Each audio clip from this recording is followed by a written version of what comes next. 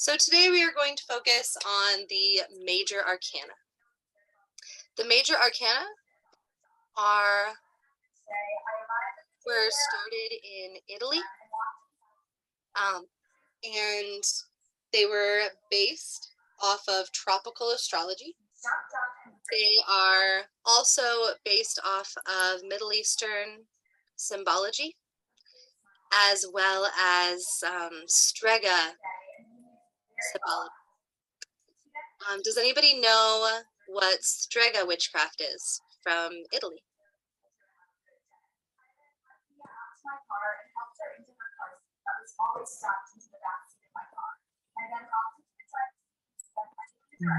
We don't know what they do. No? Can I have the other pillow? Yeah. I'm gonna see if that would help me. So strega witchcraft is a form of witchcraft that started in Italy a very, very long time ago. It is probably a couple thousand years old, probably around 1,500 years old to 2,000 years old. And it was one of the very first forms of what we would kind of call modern day witchcraft to start in Italy. Obviously, paganism in itself, the process of indigenous spiritualities and shamanism, as well as mysticism, has existed forever since the dawning of time, and it is much, much older than that.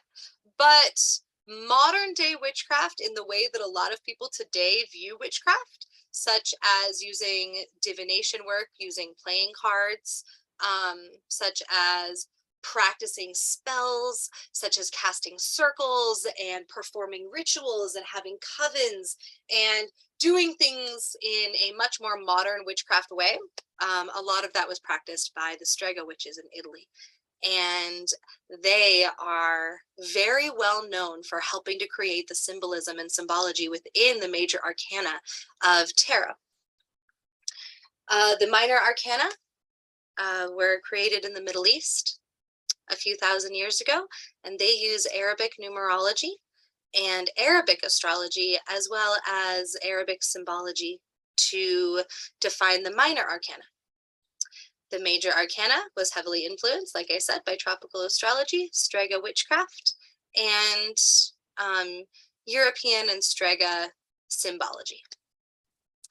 So we're going to start with tropical astrology and how tropical astrology has helped to shape the major arcana within tarot reading, and how you use it in order to give a tarot reading and in order to read the major arcana cards.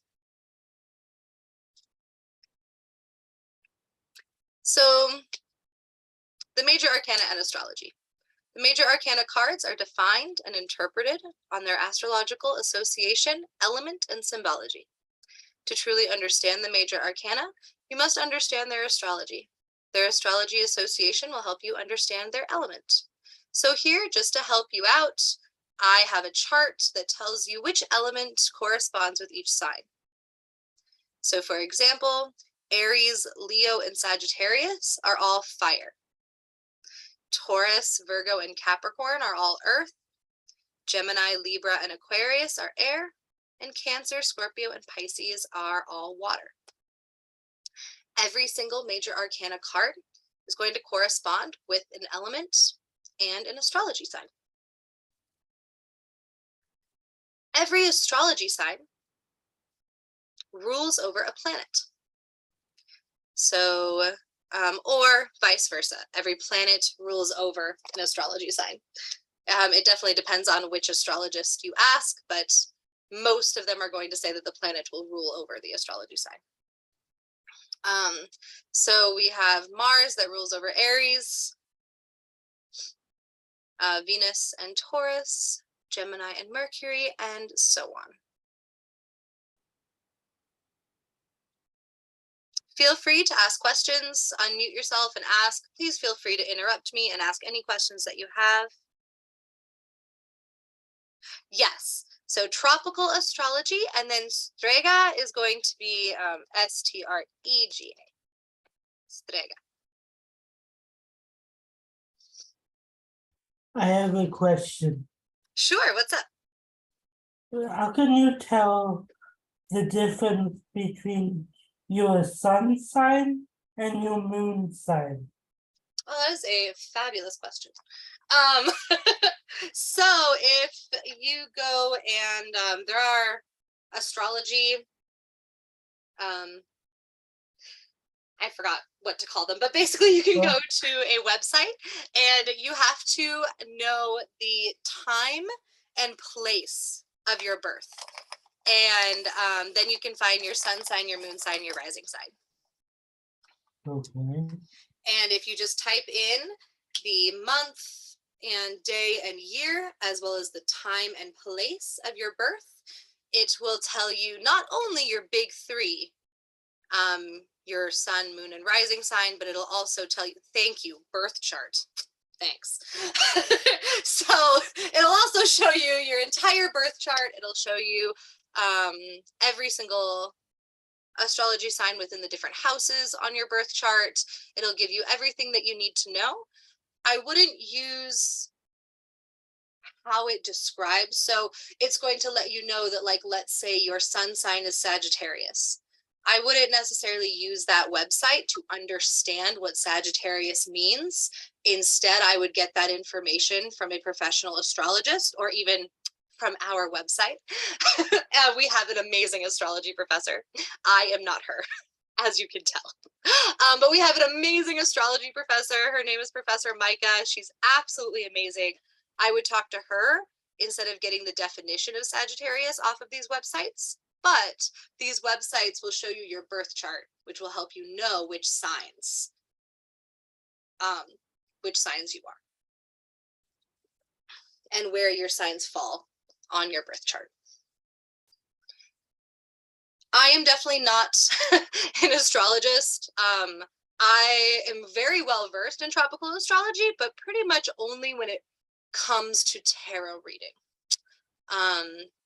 So if you do have any super amazing, awesome questions about astrology and about what it means to be a Libra or a Scorpio or Capricorn, you can definitely ask me and I can give you a very basic answer. But Micah, our astrology professor, she can tell you every single thing in the whole world about all of the signs and everything that it means and everything your birth chart means. She's pretty amazing. Danielle did mine, my birth chart. Oh, awesome. Danielle's pretty amazing too. I actually haven't gotten one from her. But yeah, she is absolutely amazing too. I should ask her if she wants to teach an astrology class. I'm sure she'd be amazing at it. She probably would be, but I don't know if she's able to put more hours in the day. Yeah, I know, right? She already does so much. So, each one of these planets rules over the different astrology sign. So we are going to start with a very basic understanding of the Fool. I have talked about the Fool in almost every class, so we are just going to breeze over the Fool because I don't want to spend too much time on the Fool. We have other cards to get to. But the Fool is 0. The Fool is represented and associated with Uranus and with Aries and with Aquarius. So if you go look at this chart, now that you know that, and so you'll look at Aquarius. Aquarius is ruled by Uranus. So it makes a lot of sense that both Uranus and Aquarius are both going to represent the Fool.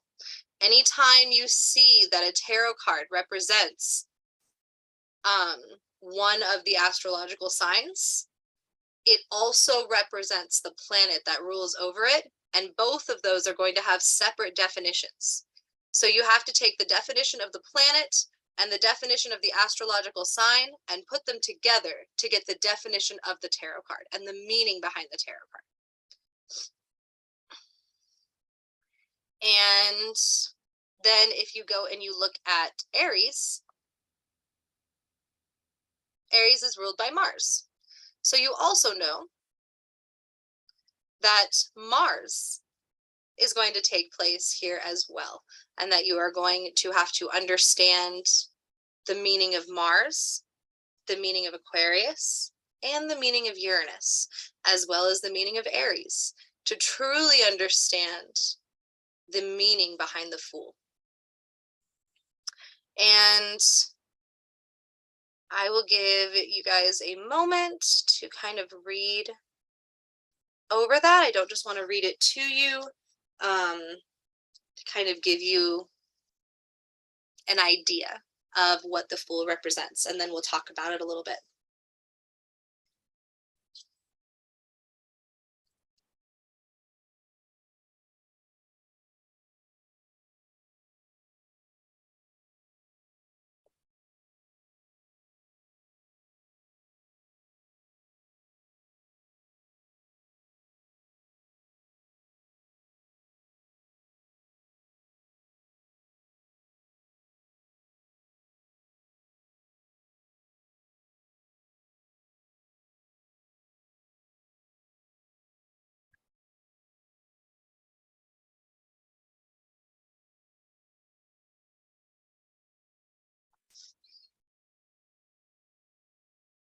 Oh, of course. Yeah, I can definitely read it. Sure.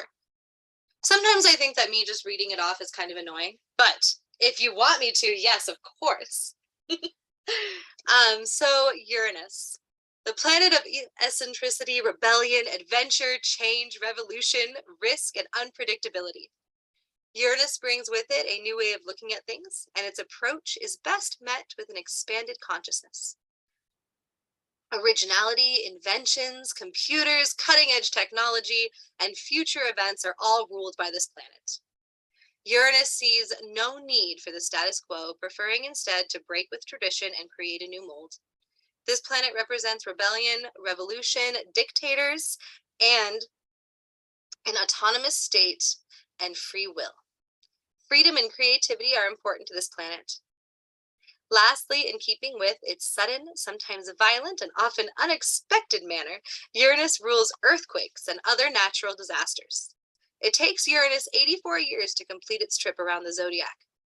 It is an androgynous energy and rules Aquarius and the 11th house.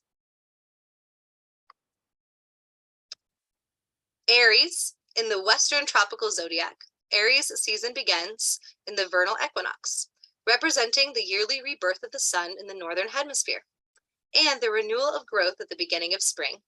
It begins on March 21st and ends on April 19th. The Aries archetype is bursting with youthful enthusiasm, linked to the vital force of life reawakening after the long winter. The Ram's affinity for inspiration, impulsivity, and assertiveness are kindled in the fire element. In Egyptian astrology, the Ram's association continued through the sun god Amun-Ra, who had a human form and a ram's head. Amun-Ra ruled over fertility and creativity, vital forces that set spring and regeneration in motion. In Greek mythology, the ram saved Phryxus and Hel, whose golden fleece became the prize in the story of Jason Argonautes. The name Aries is derived from Eris, or Ares, the Greek god of war. Aquarius are visionaries, progressive souls who love to spend time thinking about how things can be better. They're also quick to engage others in this process, which is why they have so many friends and acquaintances. Making the world a better place is a collaborative effort for Aquariuses. So you can kind of get the energy and the idea of the Fool. The Fool is extremely wise, all about impulsivity, and when I say wise, I mean more of smart. Wisdom is probably not the right word. They are extremely intelligent people. They are all about invention and rebellion and being impulsive and creativity, and they're really, really excited about life. They love things that are unexpected. They crave leadership and being in charge. and they love to have fun. They really want to start a revolution just all the time. What are some things that after I read to you and you kind of understand that the Fool is represented by Uranus, Aries, Mars, and Aquarius, what are some things that come to mind for you? What do you think the Fool represents to you? Because everybody has a different idea, you know, of who Aquariuses are and Aries. I am a fire element. I am a Sagittarius, so I always tend to love the other fire elements. But I know that some people don't love the fire elements. So the Fool can be represented and explained in many different ways, depending on the perception of the reader. Well, knowing that it's a fire sign and an air sign, I would think that they would be super excited all the time. Always trying to get more knowledge and more of an understanding of the things that are around them, and being able to lead in a certain way where they're like just in a carefree type of situation, because they are that air sign. They're just wanting to learn more, wanting to keep that knowledge incoming. But I also believe that, you know, being that they are that fire sign, being that they can make the friends with you, being that they can make, you know, that level of intensity there, that sometimes they can be that like center of attention. Definitely. Yes. And also their fireness and their impulsivity and their being extremely impulsive and everything that kind of comes with being such an intense card can also come with, it backfires a lot. Usually the Fool in tarot is represented by a man dancing right next to a cliff. And a lot of times, yep, exactly. A lot of times that is because when you are extremely impulsive and filled with all of this fire and excitement and wanting to start a revolution all the time and wanting to invent new things and starting new journeys, you also don't recognize the risks that are there, and you end up falling off the cliff all the time, which is why I stopped and said not wise, but smart. Because the Fool is very smart, but does not have the wisdom to know when the risks are there and how to not fall off the cliff. I also love the things that people are saying in the chat. So yes, Krista. So when they say computers and they say technology, that is something that we have to remember about tropical astrology. And kind of the wonderful thing about tropical astrology is that measures were put in place very, very thousands of years ago when tropical astrology first kind of became a thing, that it would evolve with humanity. So back then, you're right, Uranus would not have represented computers or technology, because computers and technology the way that we know now didn't exist. But tropical astrology evolves with us. Every single time each sign makes a complete circle, it changes. And every, like, the personality of an Aquarius isn't going to like completely change, but depending on which house it's in, what year it is, and where it is in the sky, and what time period it is, the zodiac signs and the astrology and the planets, they all slightly change in their meaning and in how they are represented in the real world. And so slowly but surely, they start to mean slightly different things depending on the time period, and that's what they were meant to do and designed to do. And new beginnings. Yes, I thank you for bringing that up, because that is so true. Not only does Aries, yes, start the zodiac signs, and it starts everything. It starts the cycle of the zodiac, but so does the Fool. A lot of tarot readers actually read where the Fool is the person starting their adventure through the Major Arcana, and that the Fool is the one experiencing the journey as it passes through each Major Arcana card.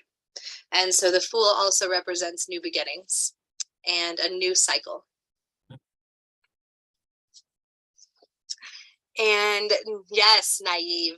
Yep, exactly. Exactly, Chelsea. So yeah, excited to start without thinking about consequences. Yep, that's so Aries and so the Fool, exactly.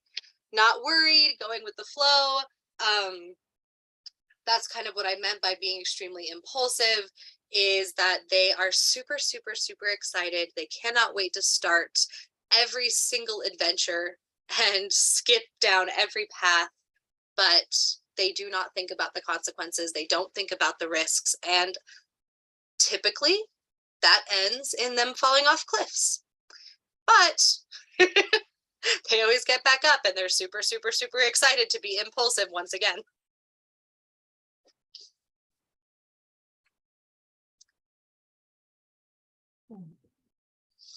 If you look through the other videos too, we spend a lot more time on the Fool and kind of discussing the meaning of the Fool. The Fool has a lot of symbology because it is the first major arcana card. The representation of 0 is very important. The representation of its air and fire. We go much deeper into it in other videos. But as I said, there are so many major arcana cards we haven't gotten to yet. So if you are really interested in the Fool, go back and watch the other videos. I spend a lot of time on the Fool. It's my favorite card.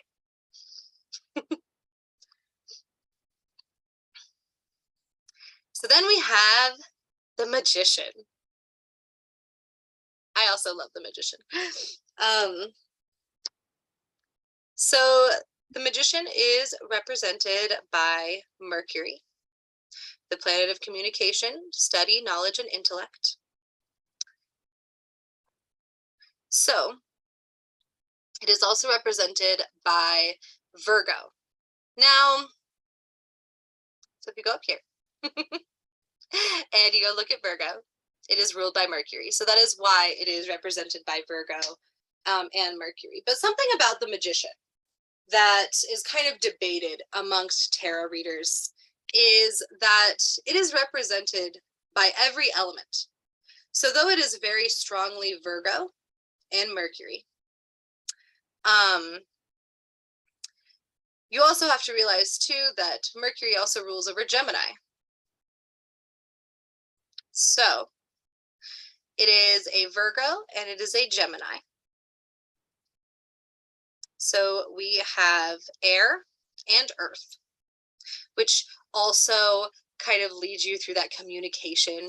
The way that the Magician gets its communication, its study, its knowledge, its intellect is from all of that air inside Gemini, because Mercury rules over both Virgo and Gemini. But you have to think about the Magician as being Mercury, Gemini, Virgo, and also having bits of every single element within it.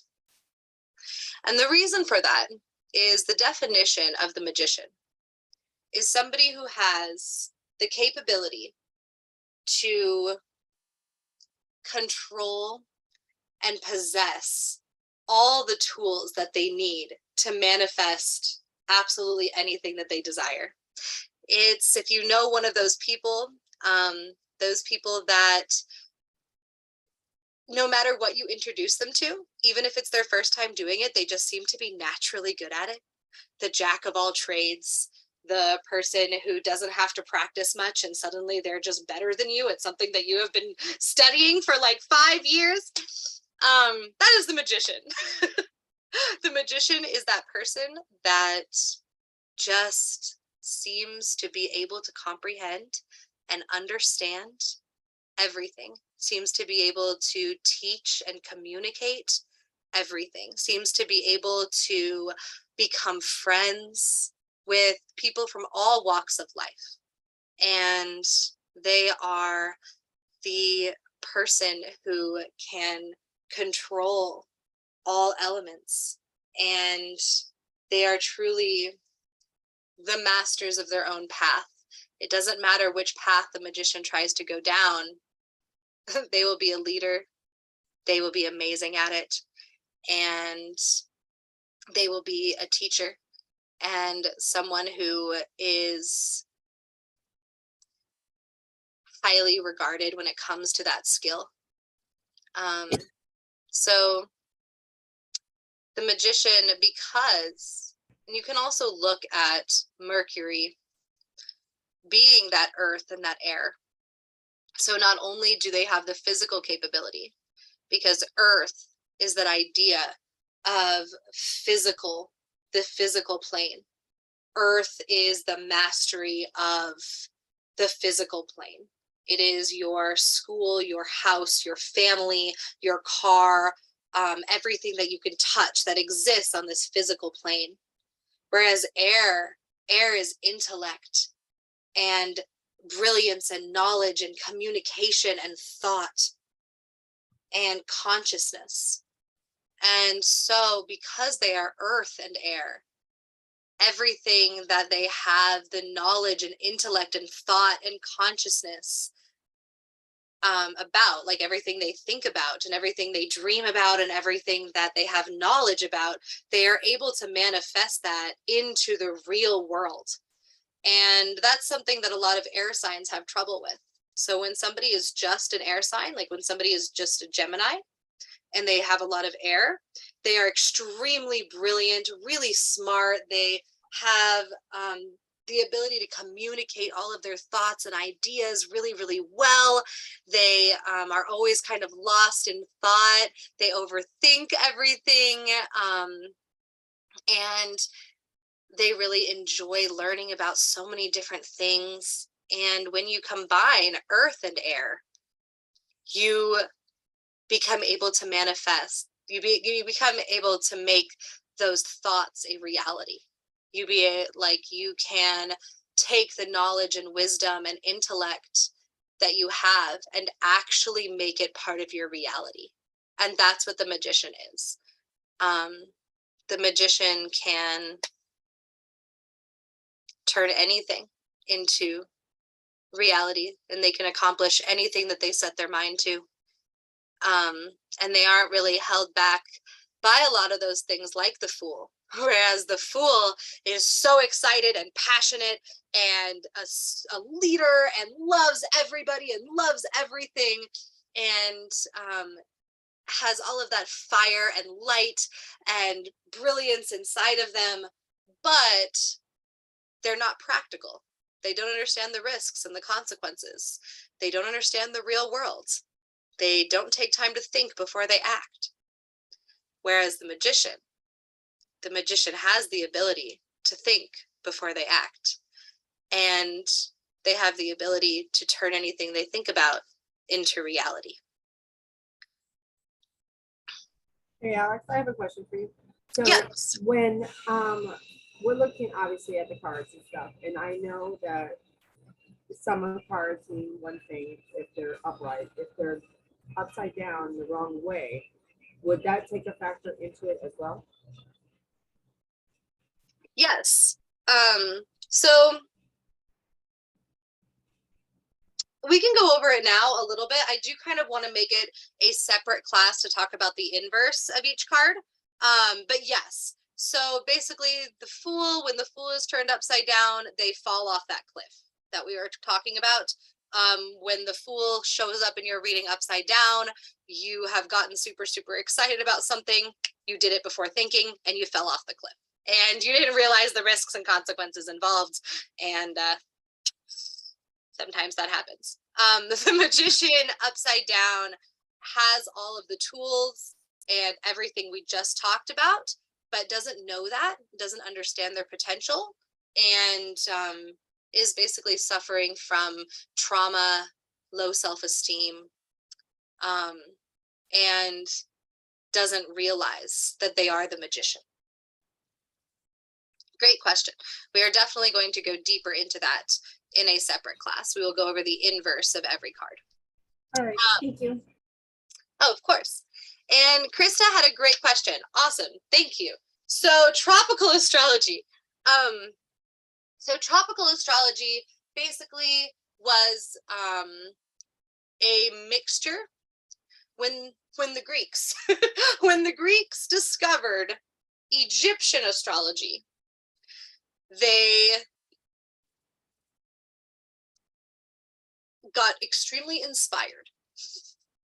There's many different words and ways to put that. Some anthropologists believe that it was cultural appropriation and that the Greeks appropriated the astrology of the Egyptians. Some of them just think that they got extremely inspired. But basically, tropical astrology is what happened when the Greeks discovered Egyptian astrology and they took inspiration from it and developed their own form of astrology based off of Egyptian astrology, and it spread across Europe. And tropical astrology is what you know today as Aquarius and Gemini and Scorpio and Sagittarius and all of that. That is the Greeks being inspired by and interpreting Egyptian astrology and changing it and giving it their own words and their own definitions that were inspired by Egyptian astrology. Does that make sense? The word tropical, it's it's a great question, really. I think it's based off of because Greek, like the Greek Empire, kind of ruled over that area across the Mediterranean Sea, and it's kind of like Mediterranean astrology, and instead they called it tropical astrology. But I'm not entirely sure. Tropical astrology is just when the Greeks found Egyptian astrology and then made their own astrology based off of that. But I'm not sure exactly why they called it tropical, other than like their Mediterranean location. But that's a good question. I should look that up. But yes, of course, you're welcome.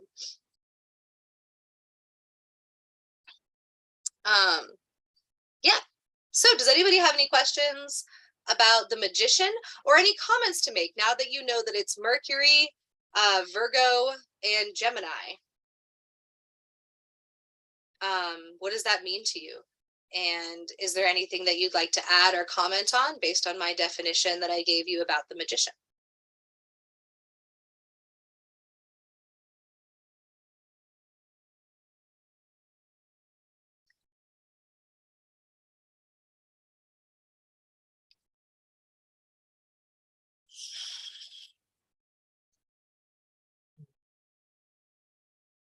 Do we have anyone in here who is a Virgo or a Gemini?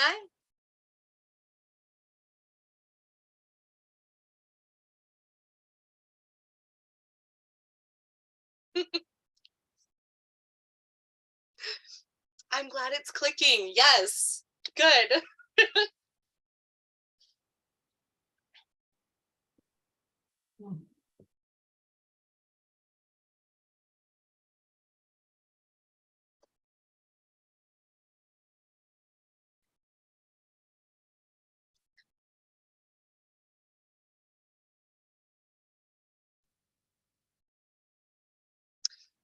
Oh, I need to change that.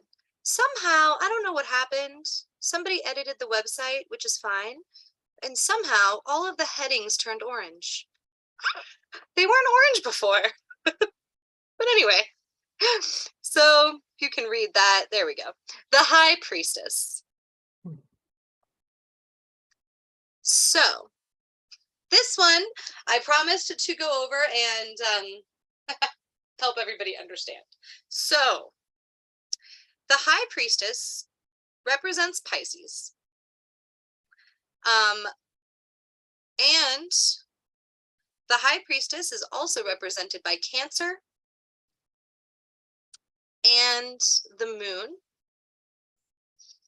And if you look under Cancer, the reason that it's represented by the Moon is because the Moon rules over Cancer.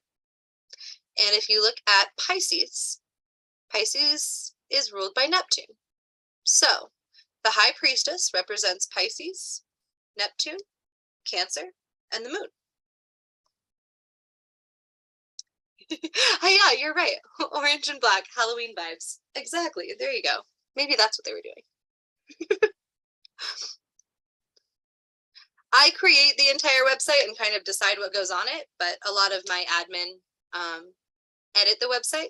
So sometimes new fun colors and stuff are on here. It's exciting. Yes. So if you look at Pisces, for those of you who don't know, if you look at Pisces, Pisces falls under water, and so does Cancer. And so does the moon. And so does Neptune. So the high priestess is water. Is water, water, water, water, water, water.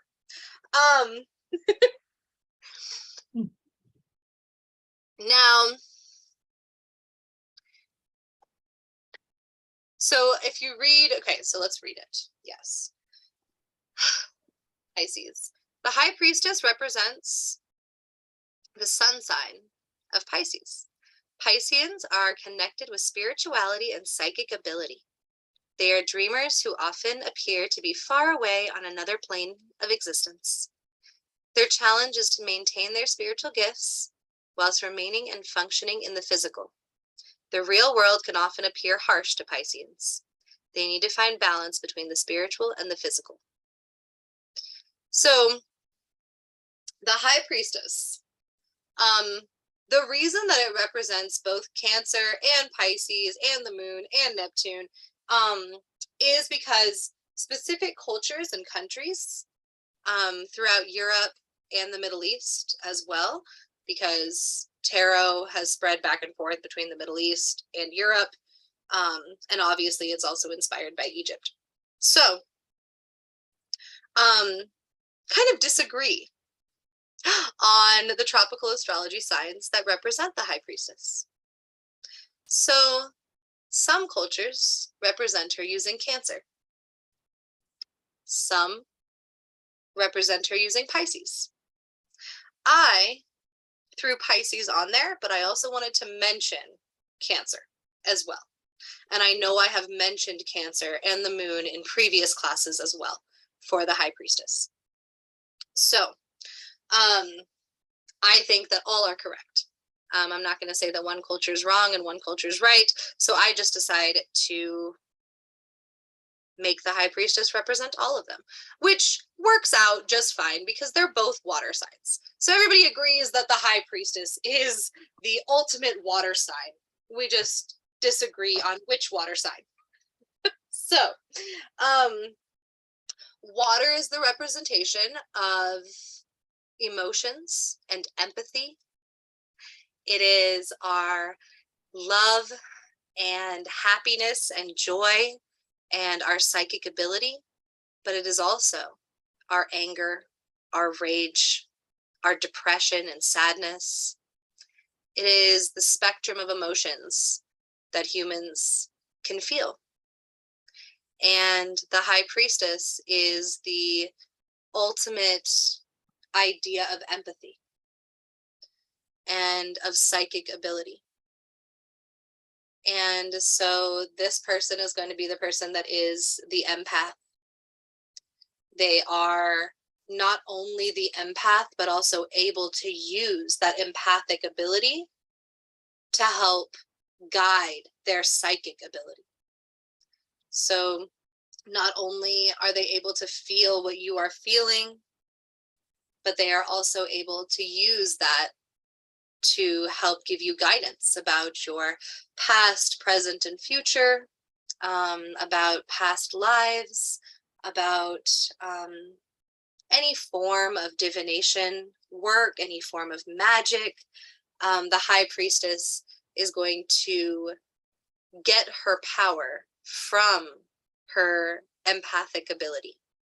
And that is truly what Pisces and Cancer and the moon and Neptune all really represent, is not only psychic ability, but the ability to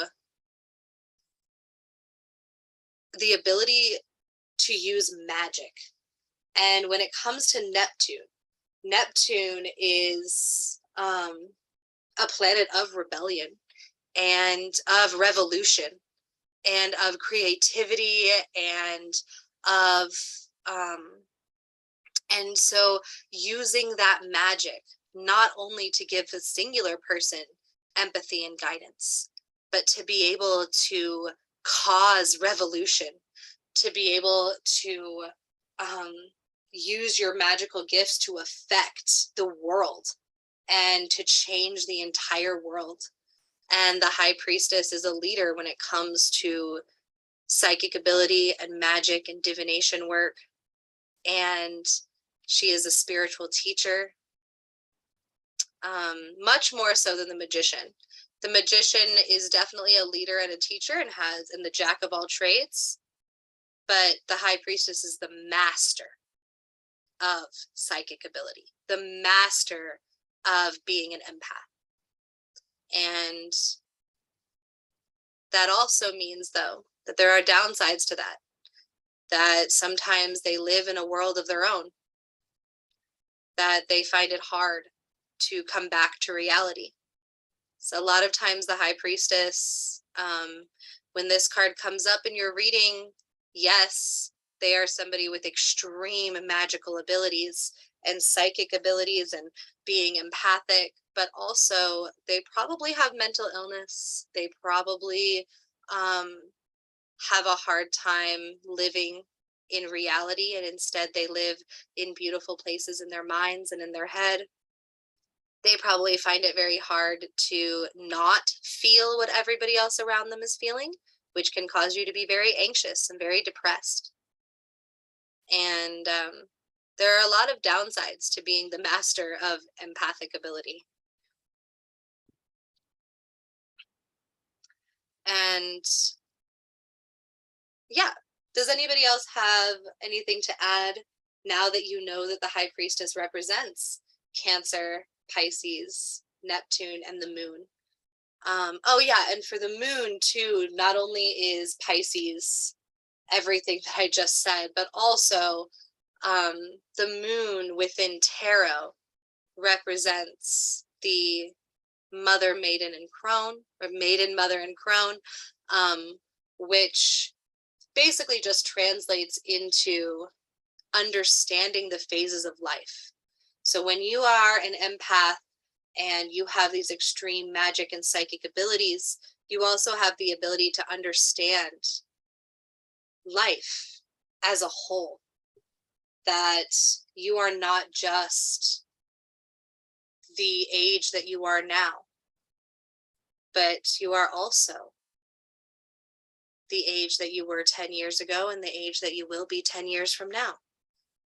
And they migrate very easily from phase to phase to phase in life without worrying about old age, because they don't really tend to worry so much about the physical. They live in the world in their mind.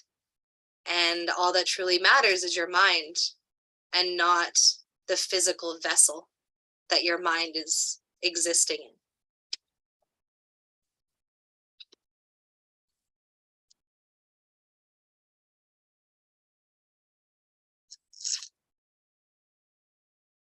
Oh, thank you. I know, I love her. Such a beautiful card.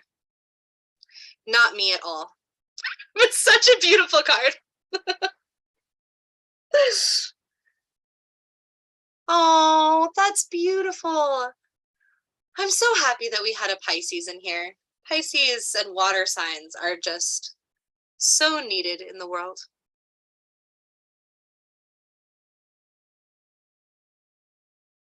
And I'm so glad that you felt connected to the High Priestess card.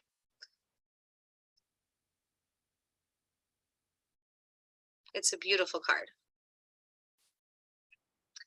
I wish I felt more connected to the High Priestess card. I feel much more connected to the Fool.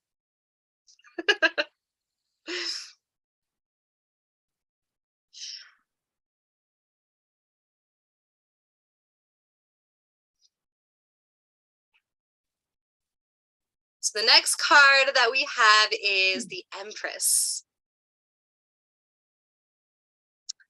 So the Empress is Libra.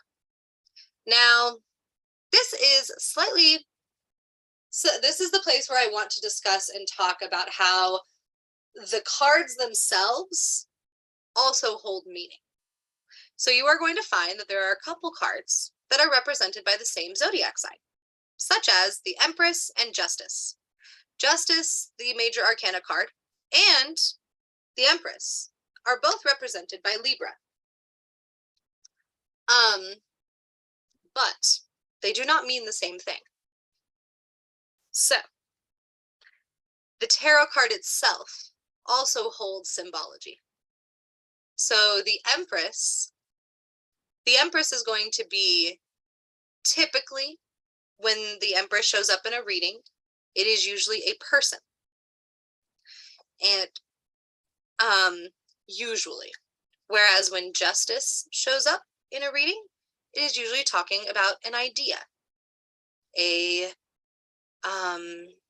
situation, something that is going on in your life, a situation, an idea, a place that you're in on a path in life. Whereas the Empress is usually someone in your life, or you know. The Empress represents Libra in a different way than the Justice card. So let's go over the Empress.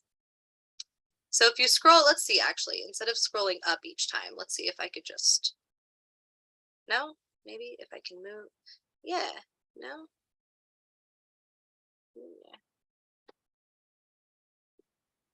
Just click over here and click there. Cool.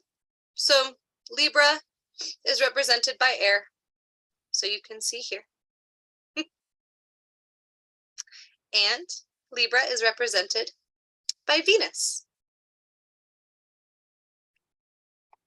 So Venus is where this card gets its fertility and beauty and radiance and war, but also just war. So justice being served.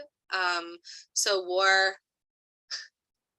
in your eyes, so in the Empress's eyes, it would be war that is needed for justice and revolution. If you also notice, a lot of planets represent revolution. It's very interesting to think about where the ancient Greeks' minds were at when when creating the definitions for each planet, or understanding the definitions of each planet, or the energies that each planet give off as they travel through the sky. It is, yeah. I always like how so many planets represent revolution, because it makes me think about where the minds were at of a lot of ancient societies.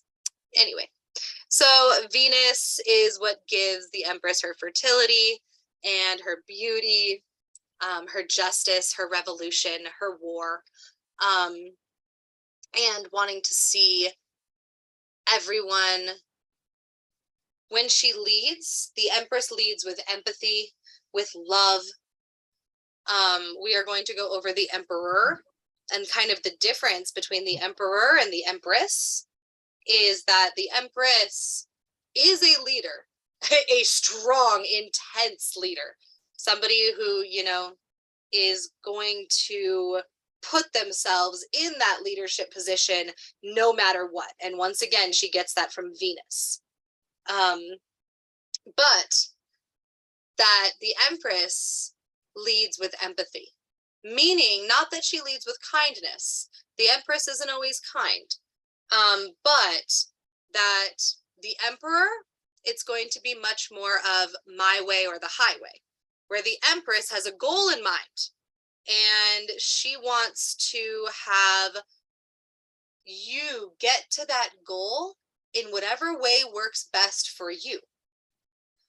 Whereas the Emperor wants you to get to that goal in whatever way works best for him.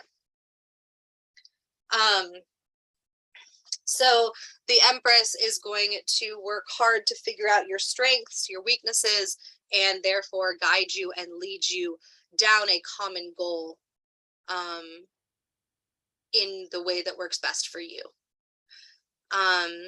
So usually when she comes up in a tarot reading, this is going to be somebody that you look up to, somebody who you take a lot of guidance from, somebody who is your leader,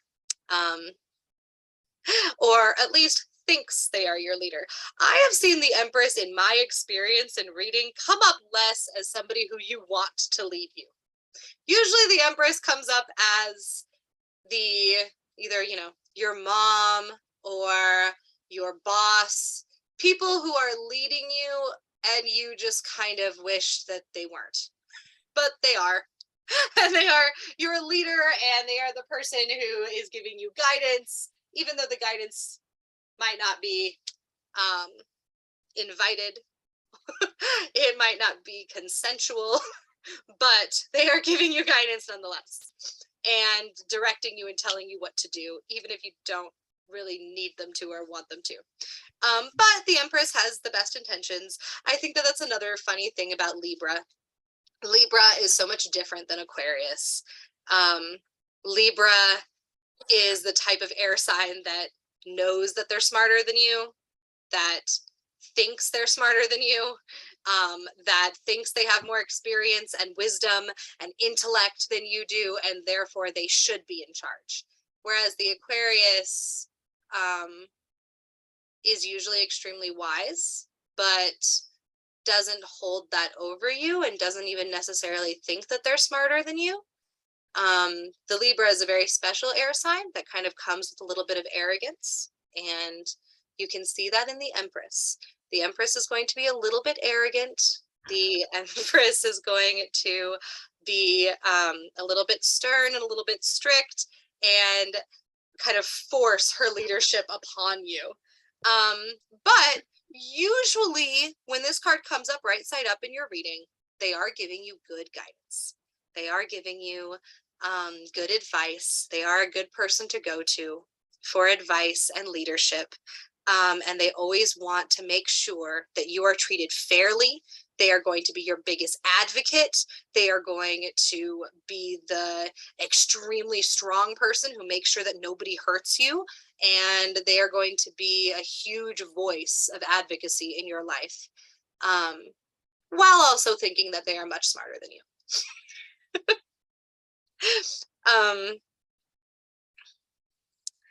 Yes, so the Empress is Libra and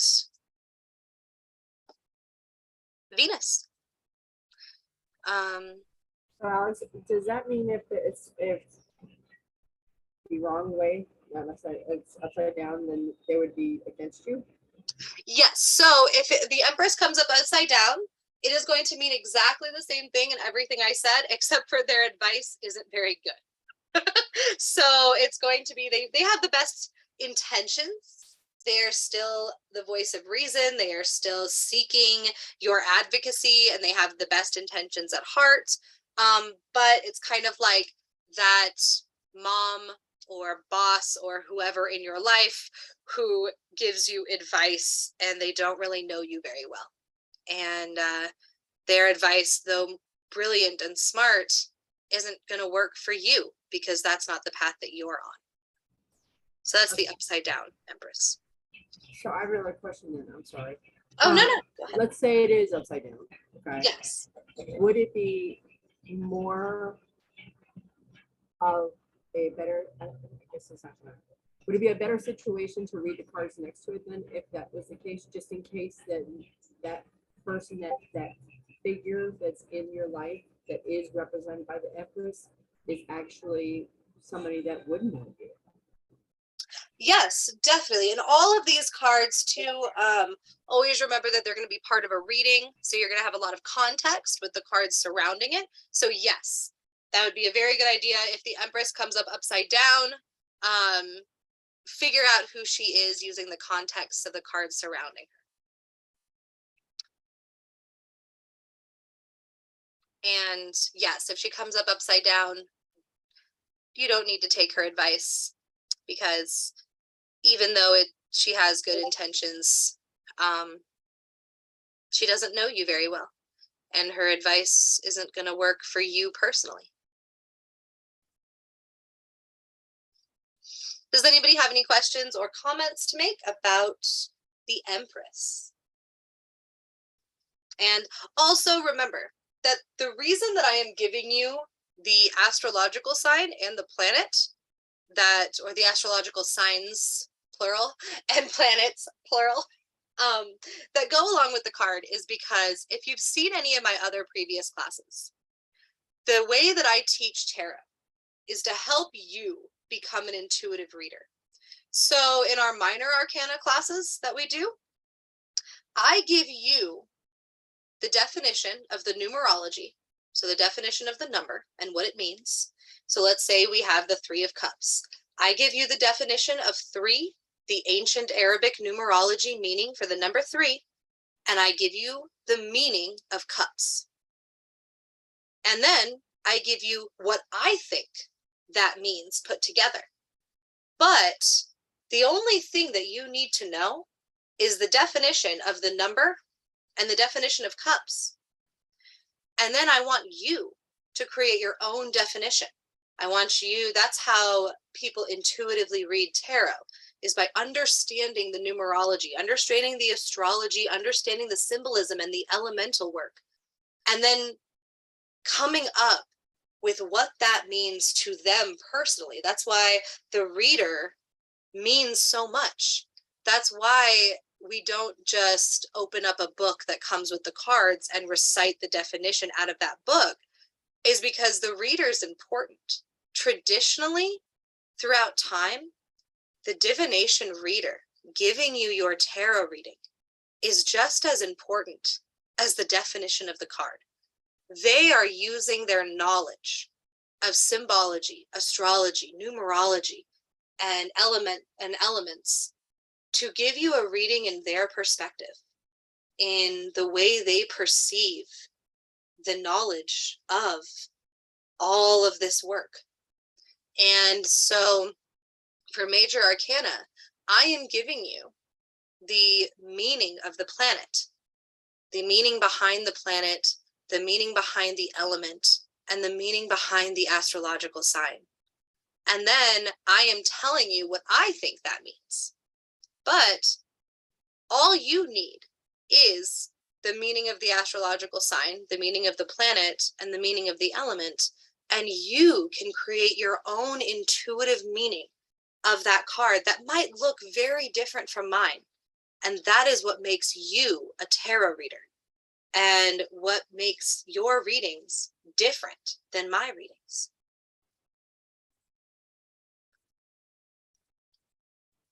Oh, thank you. Yeah, I agree. That's a beautiful explanation. Oh, thank you so much. Yeah, Libra and Venus does fit perfectly for the Empress. It really does. And I'm so happy that you're getting a new way of looking at tarot. And thank you.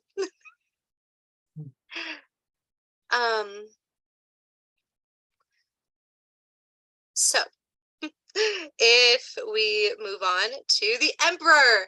So like I said before, the Emperor and the Empress are very similar. They're both going to be leaders in your life. They are both going to be people that you look up to, or at least people who think that you should look up to them.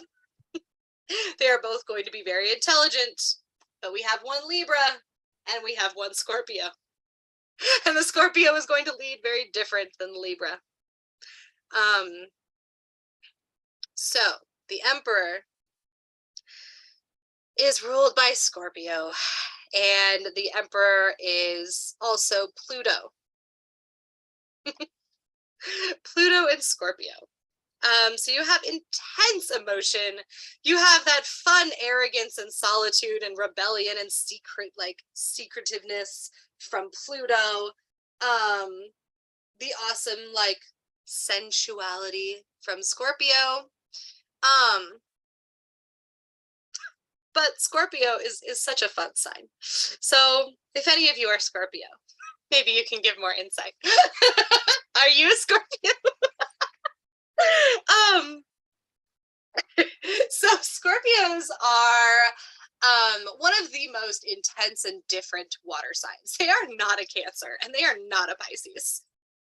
They might fall under the water category, but they are nothing like their other water signs, which is extremely unique because if you look at the fire signs, yes, a Sagittarius is not a Leo and a Leo is not an Aries, but we all have very, very similar qualities and we all kind of get along.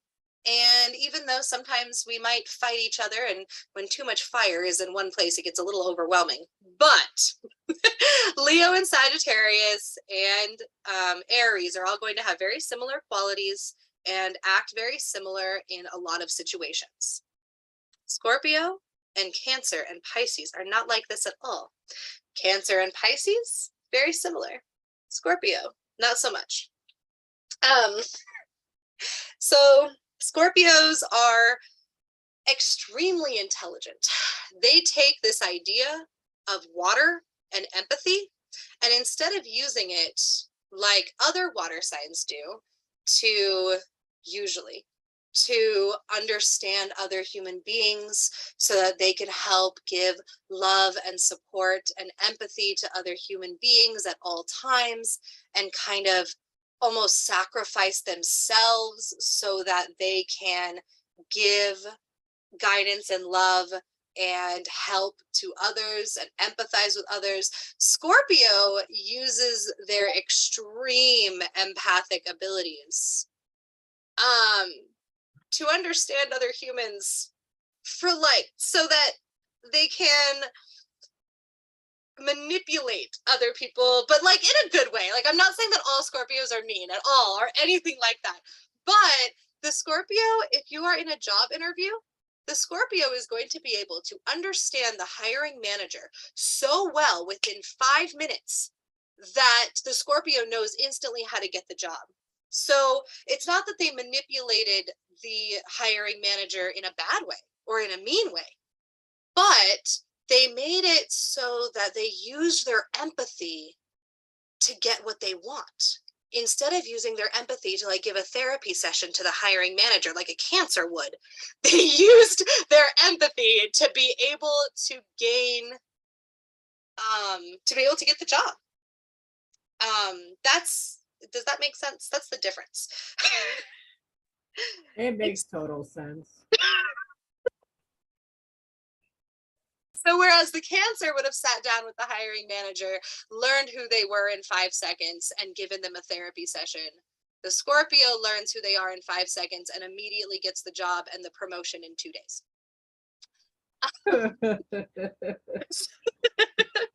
Wow, happy to be an Scorpion then. Yes, Scorpios are amazing. I am very jealous of Scorpios. Sagittariuses cannot do this. We're too loud.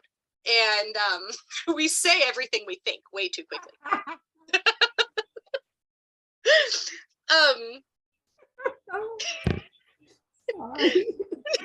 It's so true though, and we can't keep organized enough to do those kinds of things. But so yes, Chelsea, exactly. I love that. Understanding what, like, so the Scorpio can understand what they want and how people operate so well that they are able to manipulate situations. I wouldn't say manipulate people, but manipulate situations so well that everybody around them doesn't even realize that they're doing it. So that's how the Emperor leads. The Emperor will understand you in an instant. The Emperor will know who you are and what you're trying to accomplish very quickly, and assume that they have the best way for you to accomplish that, and try and get you to do it their way, very harshly and very strictly and very abruptly. The Emperor is sometimes a fantastic leader. Sometimes we all need tough love. Sometimes we all need somebody who is going to force us to do something that is going to be for our benefit in a really harsh way. But most of us don't want that. Most of us are not looking for that. But the emperor is very needed, and also something that I really like relating it to. And also the reason I chose this card in this picture, because it reminded me of this. And one of my students actually said this a really, really long time ago, and it made me fall in love with the emperor, whereas before I always kind of saw it as kind of this, like, he's kind of like an asshole leader. But in the actual, like, the real world, when we are looking for revolution to happen, or we are looking for legislation to be created, or we are looking for some like big change that is necessary within our country, within our state, within anything that has to do with politics or with worldview or communication, you need an emperor who is going to understand what every single person wants and get it done immediately. And you need that. You don't always need the Libra who is going to make sure that every single person feels heard and every single person feels happy and every single person feels like we took our time and we did things slowly and we did things with empathy and we did things with love and we did things in a way that made everybody feel like they were on the same page and all of those things. Sometimes you do need that, but sometimes you need the emperor that is just going to understand what you want without you having to say very much and get it done. And yeah. So do you find that a lot of the times it could be like a dictator role? Yes, I mean, of course, the emperor has the capability of being a dictator for sure. But the emperor also has the capability to be a revolutionist. And they have some very famous emperor, or like people that famous tarot readers have decided are represented by the emperor, are like Malcolm X, who everybody has a very different opinion about Malcolm X, and that's completely fine. But I mean, he was revolutionary and got shit done. And it's amazing sometimes the ability that the emperor has to be able to get shit done and to make people feel heard and loved and accomplished, and to make people feel like things are changing, and they're not going to change in 7 lifetimes. They are going to change tomorrow. And it's really special. It's kind of one of the only cards in the entire deck that really does that. And there's others too that I can't think of that the emperor represents, but it shouldn't always be considered a negative card or a negative person. It is just a person who is really able to get things done and to manipulate situations in the favor of the people who he thinks are correct and right.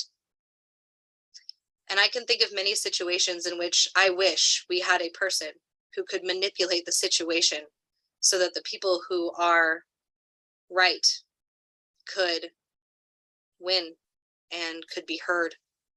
And the emperor is very needed. But also very controversial, much like a Scorpio. So,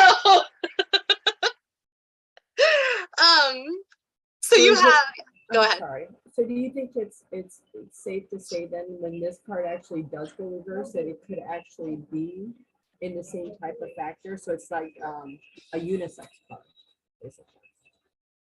Oh, yes, definitely. So the emperor and the empress don't actually have masculine or feminine energy. They are both androgynous. Okay, Now, thank you. yes. Some people definitely associate the empress because of fertility with feminine energy, for sure. But I don't. I think that obviously both masculine and feminine energy can be fertile. You know, so I do not think that fertility automatically means feminine energy.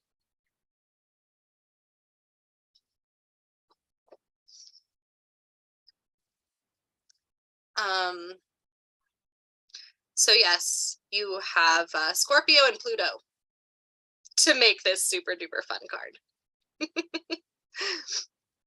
And remember too, that like I said before, the card itself is a representation of these zodiac signs, but that does not mean that all human beings who are Scorpios are emperors.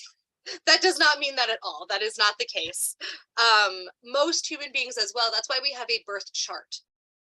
I am not just a Sagittarius. I am not the embodiment of Sagittarius, like the Emperor is the embodiment of Scorpio. Your birth chart has tons and tons and tons and tons of different zodiac signs on it. So even if you are a Scorpio, you also are a whole bunch of other zodiac signs as well. This is just what Scorpio would look like if Scorpio didn't have a birth chart. Scorpio was just the embodiment of only and solely Scorpio.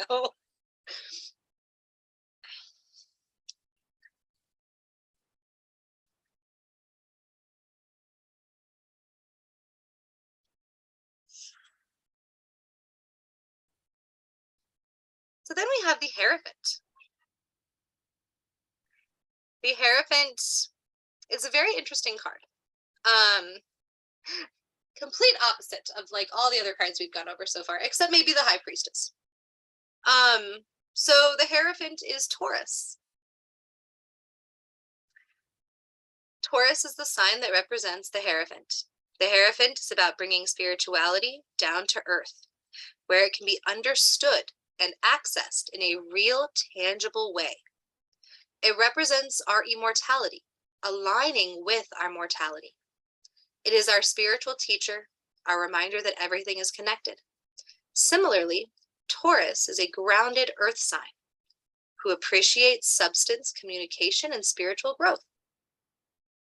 So if we go and we look at Taurus over here, Taurus is Venus.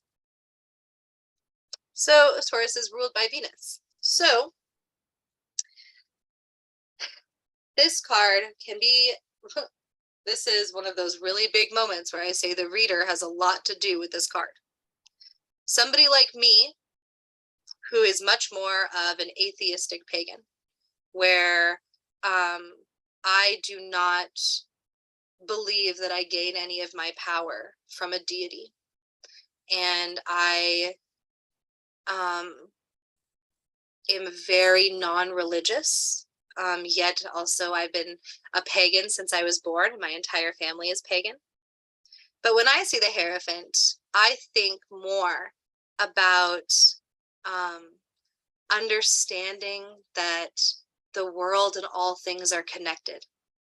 That though I am mortal, that though I will die, that I am also immortal, because the particles that make up my body can never be created or destroyed.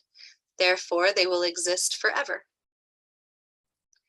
And so if energy cannot be created nor destroyed, then the energy that makes up the electrical pulses going through my brain will always exist.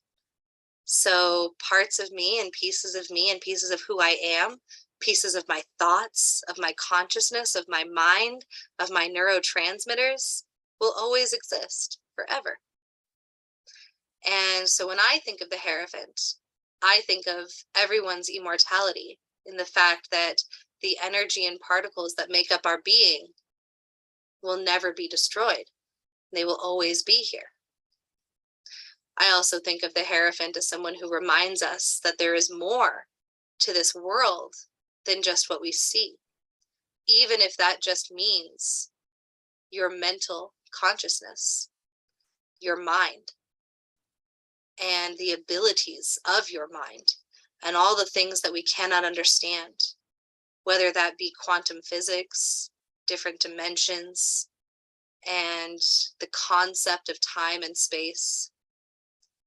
The Hierophant, to me, is a representation of everything that humans have not yet been able to understand, and the immortality of the particles and energy that make up my body. But to other readers, the Hierophant might represent deities. It might represent spiritualities, the deities that you believe in, and so much more. It might represent, your personal spirituality, whatever it is that you believe in. And when the Hierophant shows up in a reading, it is time to discuss with the person that you are reading their spirituality and how it is being affected by the situations and the questions that they asked.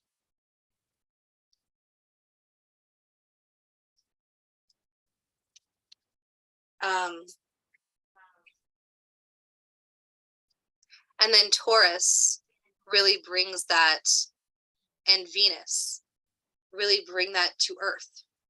So your spirituality and how it is affecting the situation that you are in. And of course, this also matters to who you're giving a reading to, as well as the reader.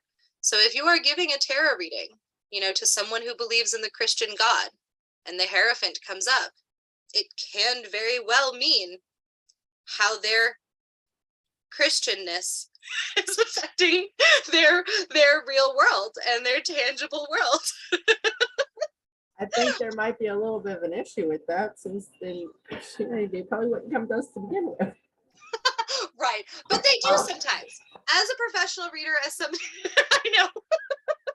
Can you tell I'm not Christian? But as a professional reader, as somebody who has read at festivals, as somebody who has given tarot card readings in multiple states across the US, you are going to get people who are Catholic who sit down at your table. And yes, is it a little awkward because you're like, okay, well, sure. But also, when they get cards like the Hierophant, then, it means their spirituality and how it plays a role in their real world things. That is what Taurus is. Taurus is the bringing spirituality down to earth and what it means in your tangible life. And so if you are giving a reading to a Catholic, you have to then talk about how their Catholicness affects their real life. If you are giving a reading to a pagan, once again, how does their spirituality affect their real world? And I explained how my spirituality affects my real world and what I believe in. And when the Hierophant comes up, it is usually a beautiful time to talk to somebody about their spirituality and how it affects their real world, and also how it affects the question that they ask the cards.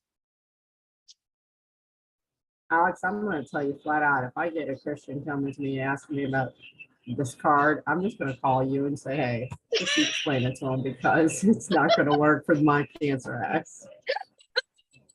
It's just not going to happen. Sorry. Being a professional tarot reader has definitely opened my eyes to so many different situations that humans can be in, and having to give tarot card readings specifically about things that you disagree with. So like the cards are not me, I'm not giving you advice. The cards are giving you advice. Sometimes the cards' advice and my advice do not align with each other. But I have to read the cards and I have to tell you what the cards are saying, and I cannot add my own personal advice into it because that's not what the cards are saying. And just because I have my own opinions doesn't mean that the cards share those opinions. So it can definitely be challenging when the cards disagree with the natural advice that you would give as a human. And they are telling this person that you are giving a reading to something that you would never, ever, ever say, and advice that you would never, ever give about situations that confuse you. for sure. Does anybody have any questions about the Hierophant? Did everything I say, or did everything make sense? Does anybody have any comments to make about Taurus? Is anybody here a Taurus? Or about the Hierophant card? Anything at all?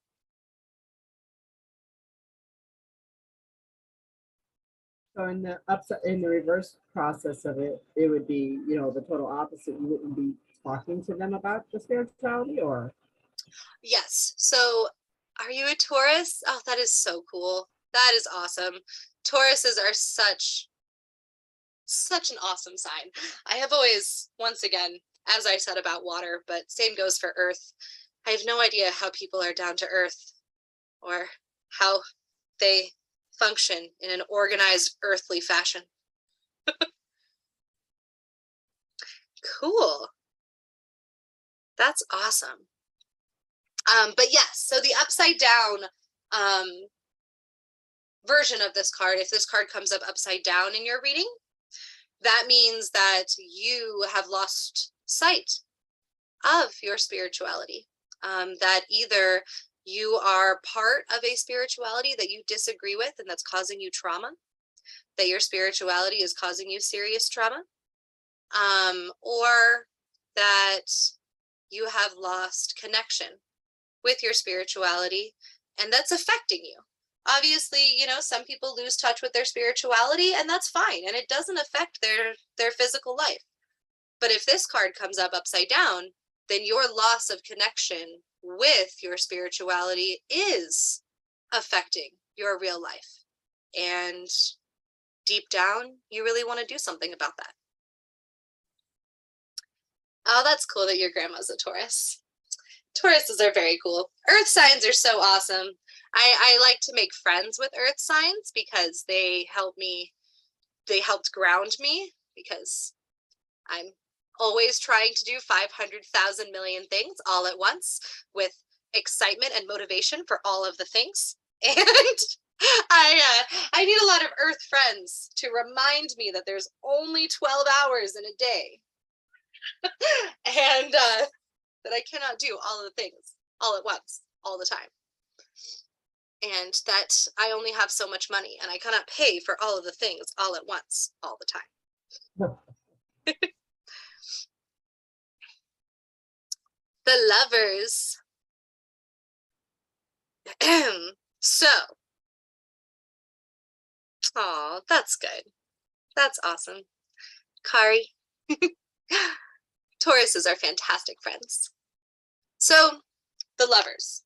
This is one of the cards, and I know, by the way, if you do go to the website, every single thing is filled in. So if you go to the Minor Arcana section, every single Minor Arcana card is completely defined, completely filled in.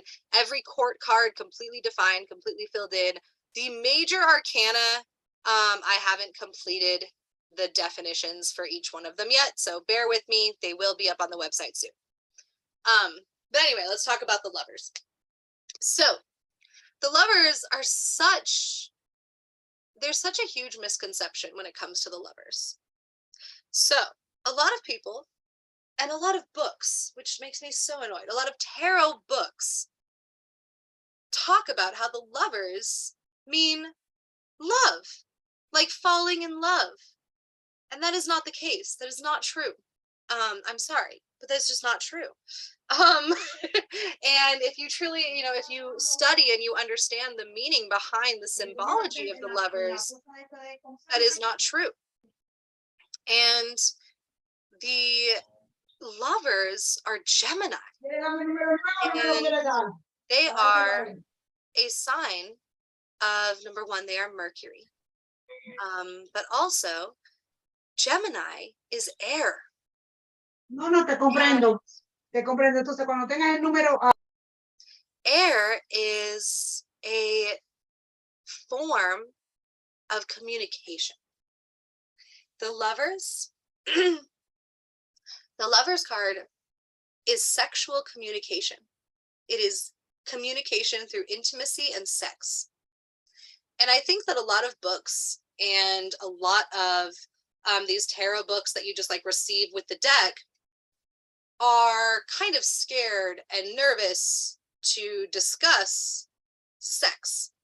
The fact that a card because of a lot of Christian influence, because of a lot of Catholic influence, because of a lot of very anti-pagan influences, we have come to this conclusion that you cannot have sex without true love. Therefore, any card meaning sex must also mean true love. That is not the case. That is not true.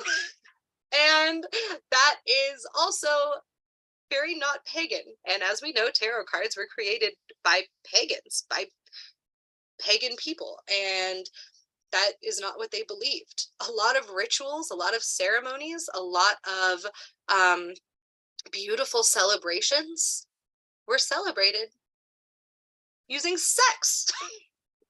Sex does not always mean love. Sex and sexual language and communication through intimacy isn't always true love.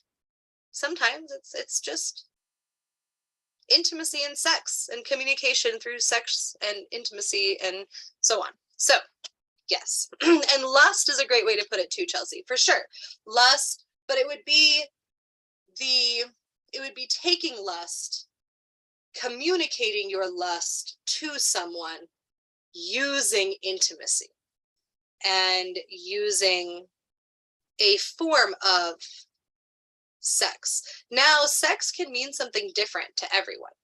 Sex does not have to mean, what we all think of as intercourse. Sex and intimacy and the language of sex can be millions of different things. And understanding somebody's sexual language is a beautiful thing. And that is what this card is. This card is represented by Gemini and Mercury. It is air.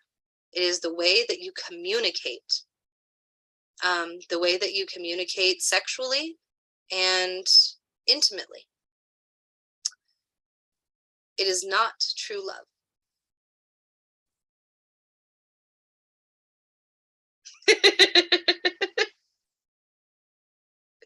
Yes, exactly, Kari, exactly. And most of us have that, and I'm not gonna say that everybody, obviously, some people, they have sex for the first time, they fall in love, and they're still married and together 70 years later. That's not most of us. That is not how most of us go down. Most of us have expressed the language and the communication of intimacy, lust, and wanting sex or wanting intimacy or wanting sexual communication or different kink communication or different ways to make somebody feel sexual and loved sexually and beautiful, and communicated that without falling in true love and being together forever. That's just humans. And that's okay. And that is wonderful and beautiful. And that is what this card represents. It is the language in which you use to show somebody that you are infatuated with them sexually.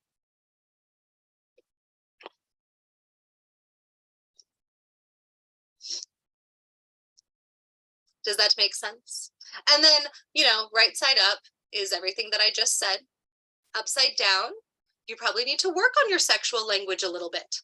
You are not understanding the sexual language of the person that you are being intimate with.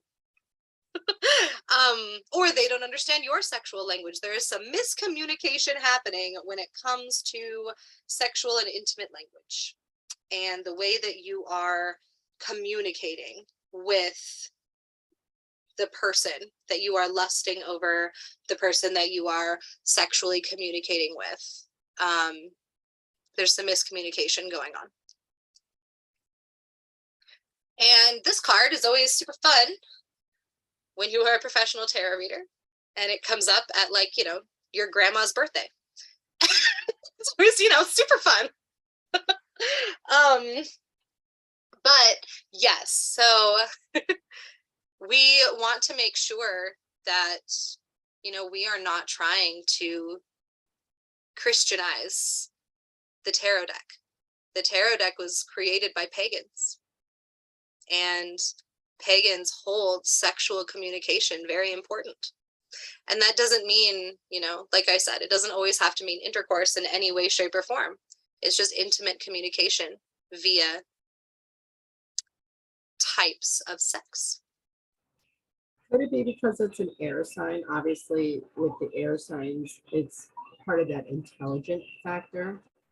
Could it be that intimacy of that intelligent side of it as well? Yes, definitely. And having like sexual intelligence and understanding the human body and understanding intimacy and understanding how to, you know, make someone either understanding and being intelligent when it comes to being able to make someone orgasm, or even just making someone feel beautiful and making someone feel sensual and making somebody feel intimate and sexy and beautiful and all of those things. That's a type of intelligence, definitely. I agree.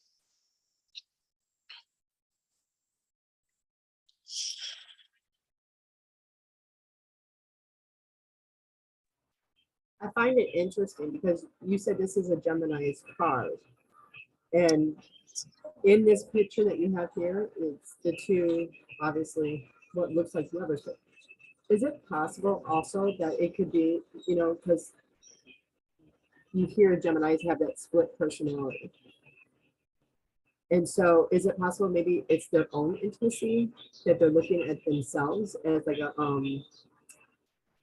their self-esteem type deal too? Yes, for sure. And that is such a cool thing to bring up. Yes. So because of, you know, the way that Gemini is, just like you said, kind of not necessarily the split personality, but definitely that idea of the two souls in one, or the two separate beings within one sign, and everything that goes along with Gemini in that way. It can definitely be you understanding your own sexual language, your own intimacy, and the way that you express it and the way that you want it. You know, the way that you want someone else to give it to you or to express it or communicate it to you, and the way that you communicate and give it to others or even to yourself. Definitely. Yes.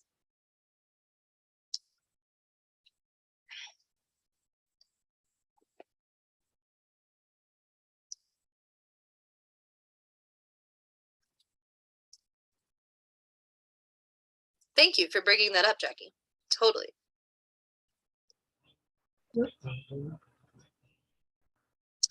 So next we have the Chariot. So the Chariot is another one of those cards that is just, it is very, there's a lot of misconceptions around the Chariot, and I don't think it's actually because of other people's misconceptions. The lovers, I do think that it is people's misconception, because people don't want a card that's sex. They want a card that's love, because we don't like to admit that we have sex for not love. But the Chariot, I just think that a lot of tarot books kind of express this one wrong. And I'm not sure why. Maybe you guys, we can all kind of talk about this together. But so, of course, we have Cancer. Cancer is water right here. And Cancer is ruled by the moon.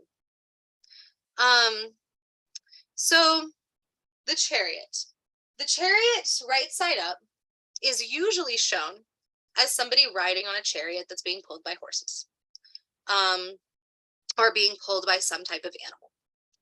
And the Chariot represents this idea of Cancer and the moon, where they get very, very stuck in an emotion. That Cancer, because they are very, very emotional, they are probably the most emotional water sign when it comes to our very stereotypical idea of emotional. Obviously, all of us are very emotional. A lot of people like don't consider anger to be an emotion. They only consider crying and sadness to be an emotion. So, you know, which is silly. They're both emotions. But if we talk about this very stereotypical idea of emotional, the Cancer fits that very well, where the Cancer kind of carries their emotions on their sleeve. You can always tell when a Cancer is sad or upset, or angry or really, really, really happy, or that they are super excited and super in love. And you can always tell the Cancer just shows it very, very well and very easily. And that is such a beautiful thing. Cancers, you know, it takes so much strength and courage to be able to show off emotions in that way. And also so much emotional intelligence to be able to understand what emotion you're feeling and then act that way. A lot of people don't quite realize how much emotional intelligence it takes to actually understand what emotion you're feeling and then act that way. It's a whole thing. Not a lot of fire signs understand how to do that.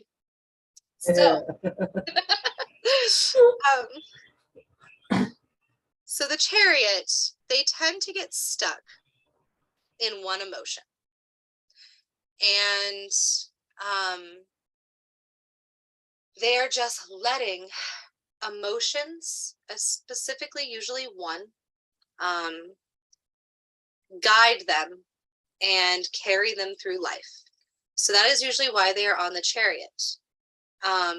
They are not taking risks.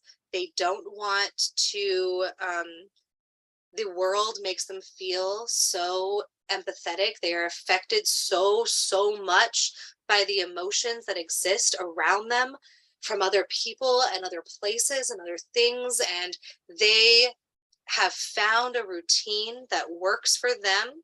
They have found an emotion that they enjoy feeling, and they just ride with that.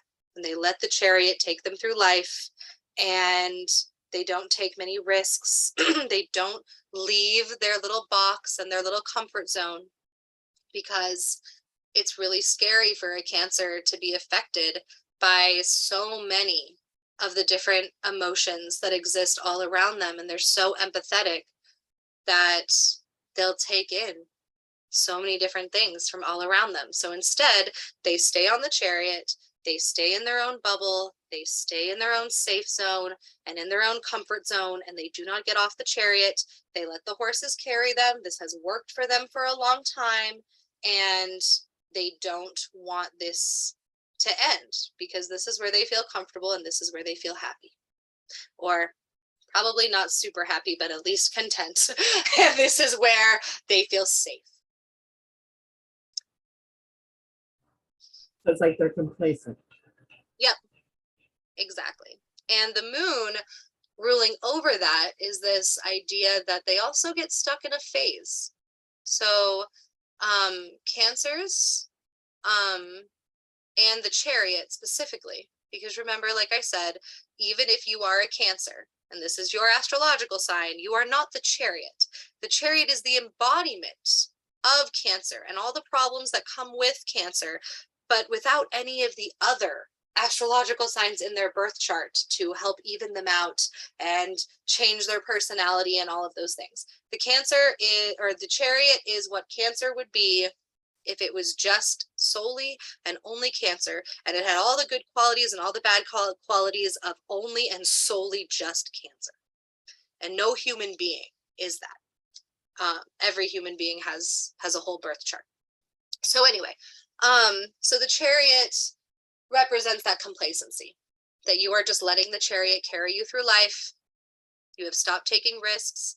You've stopped trying to see the world in a different way. You've stopped trying to open your mind. You don't want to be open-minded. You've found a safe zone that works for you, and you are just letting the Chariot take you along. And usually the reason that the moon comes up as well, because the moon rules over Cancer, is that also means that you usually get stuck in one phase of life. So these are usually the people too who you will see, they are really, really scared of moving through phases. They are very scared of getting a lot older. So they work very, very hard to make sure that they are not going to show that they've gotten older, that they're not ready to move on to the crone stage. They're not ready to move on to just getting older as a person. Remember, when we say maiden, mother, crone, it doesn't have anything to do with having children. You don't have to have children to move on to the mother stage, or else we would all just be maidens forever. I would be a maiden forever, which I'm fine with, but you know. So it has nothing to do with having kids. It just means getting older. First you are a child, then you are an adult, and then you get old, and then you die. And those are the phases of life. And usually when you're on the chariot, you are also denying those phases of life. You aren't accepting them, and you aren't letting yourself change and grow and move through life and evolve as a person.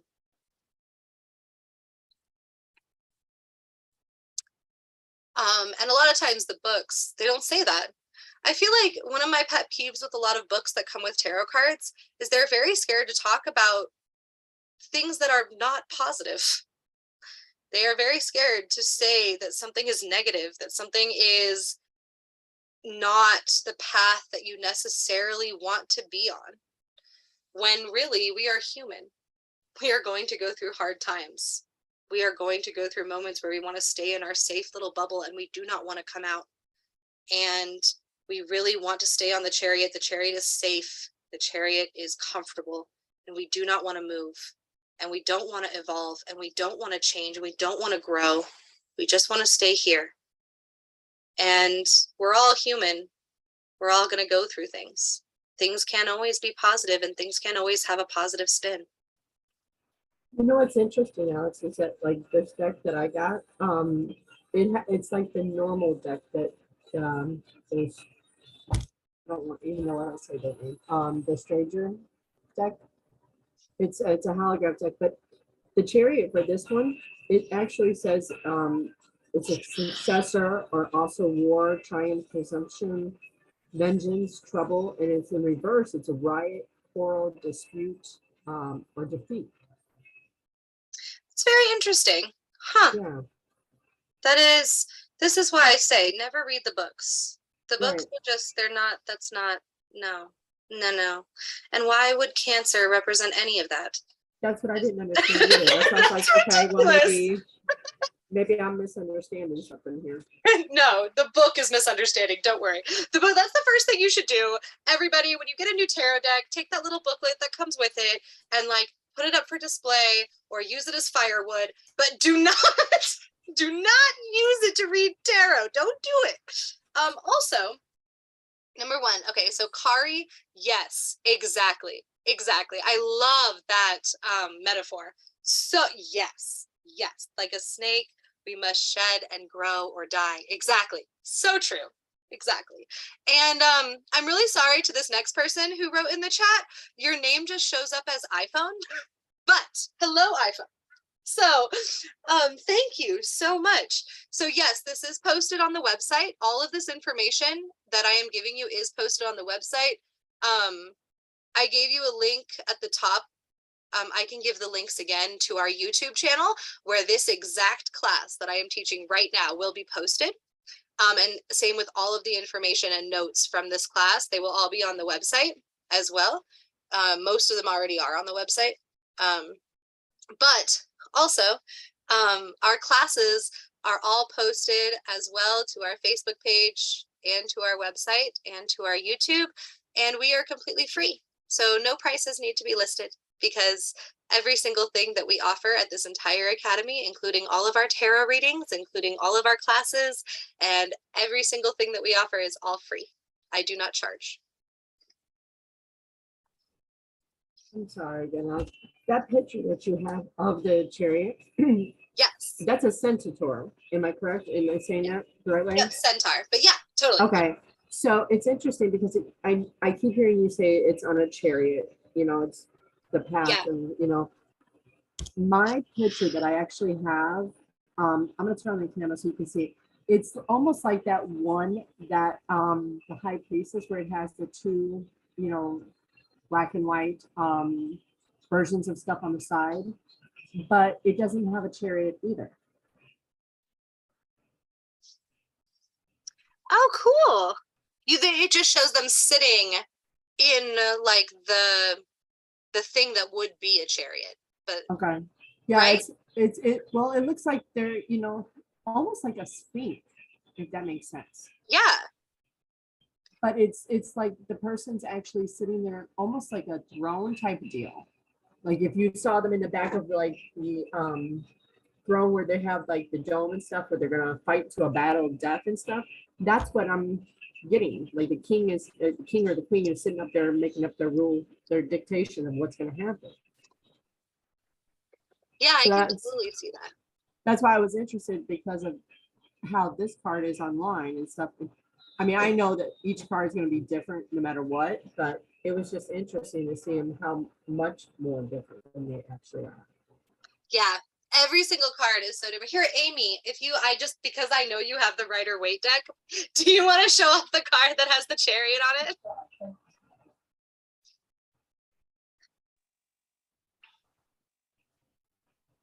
Yeah, give me a second. The chariot. Yes. Only because I know that, yeah, you have the Rider Waite deck. So yours is going to be I do. the very traditional version of these cards. And I'm very, very glad that I got it as my first deck.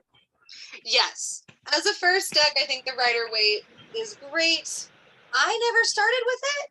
I was a Well, let me turn my little kid. background off. Okay, cool. She can't see it with this on.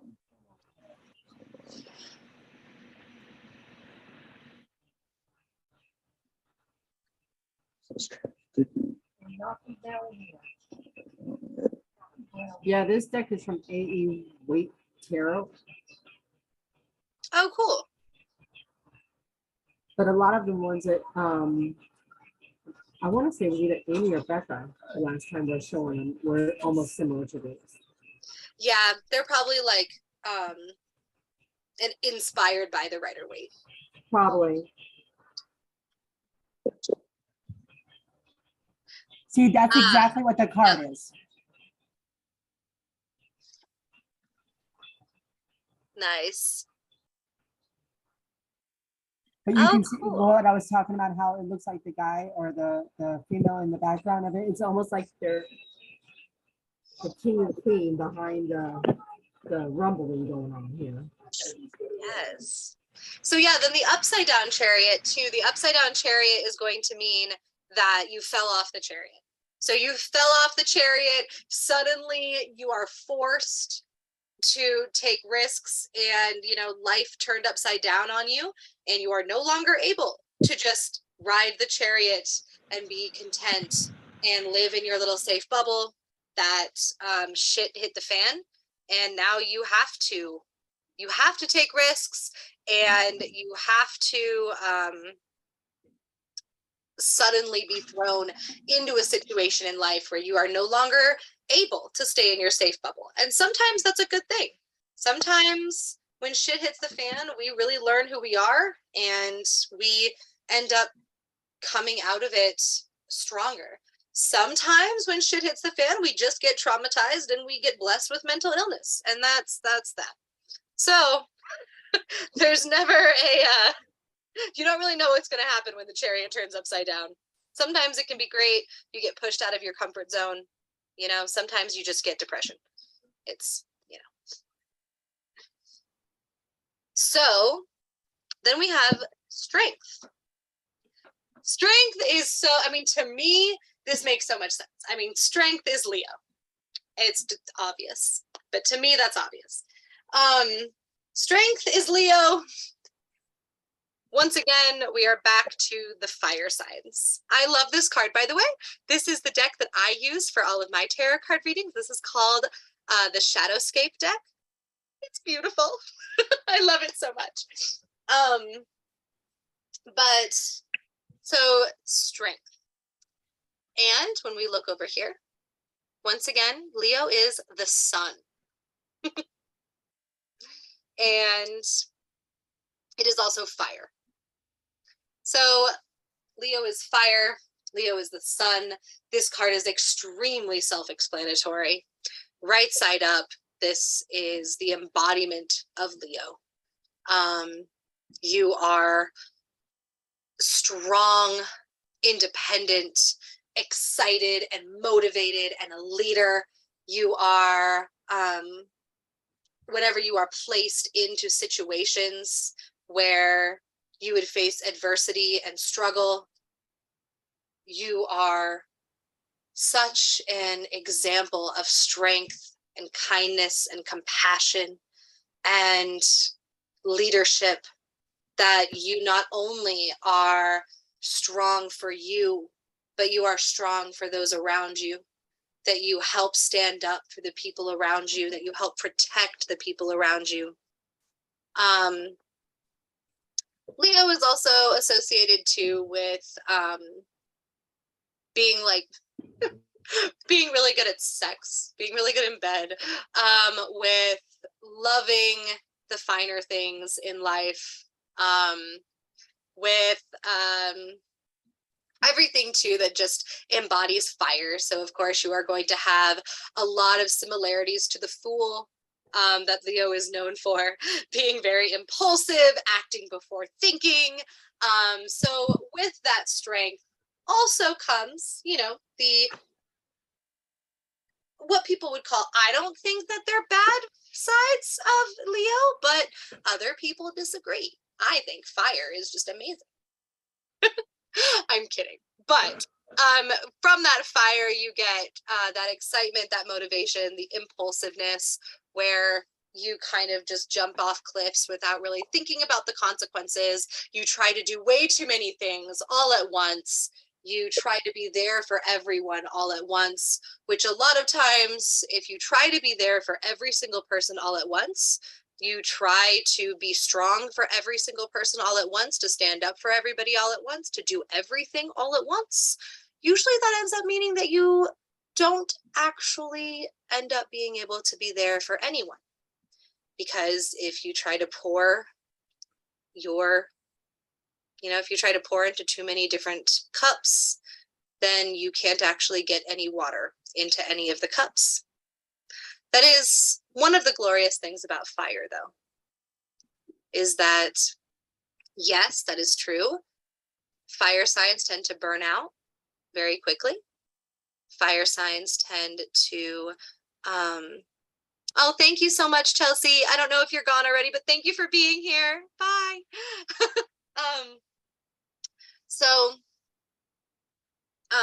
Anyway, yes. So fire signs, yes, of course, they always try to be everywhere at once, which usually causes them to just be late for everything and to just not be able to do as many things as they wish they could do because they are still human. But they are a very special sign, just as all the others have their very special qualities. And all the signs have things that are very unique to them that they are very good at. Just like we have water being able to be empathic, we have earth being able to be extremely grounded and being able to ground everyone around them. And we have air, which are able to have this extreme wisdom. Well, fire, the cool thing about fire is, of course, the motivation, the excitement, the happiness, and the impulsiveness, and just like all of the brightness that is fire. But also, if you take a candle and you light it, you can use that candle to light thousands of other candles, and that one candle will never become less bright. And that is one of the beautiful things about fire, is that, yes, of course, we are still human. And of course, if we try to do too many things and be there for too many people and help too many people and do all the things all at once, we will burn out. But we are much more able. It is our special quality to be able to do 5,000 things at once, and to be able to be there for 5,000 people at once and help 5,000 people at once and not let our candle dim. And it is kind of beautiful. And that is such a Leo thing and such a strength card, that the strength card And Leo can light 5,000 candles with their little flame, and their little flame will never get any dimmer. And Strength card believes that they can protect the world. And I like this representation very much of the lion, and how it has, it's carrying the swan on its back. It is protecting the cat. It is protecting the birds. It is protecting and holding this beautiful crystal, but its tail is wounded. And I don't know, it's just a really beautiful representation of the protector, the person who wants to be there for everyone, the person that is extremely strong, and this representation that even though they are still human, that fire signs, and in this case, Leo, has this ability to help everyone without dimming themselves. And to be strong for everyone and to protect others and to be a leader without becoming so overwhelmed that they just implode. Fire signs are kind of special that way.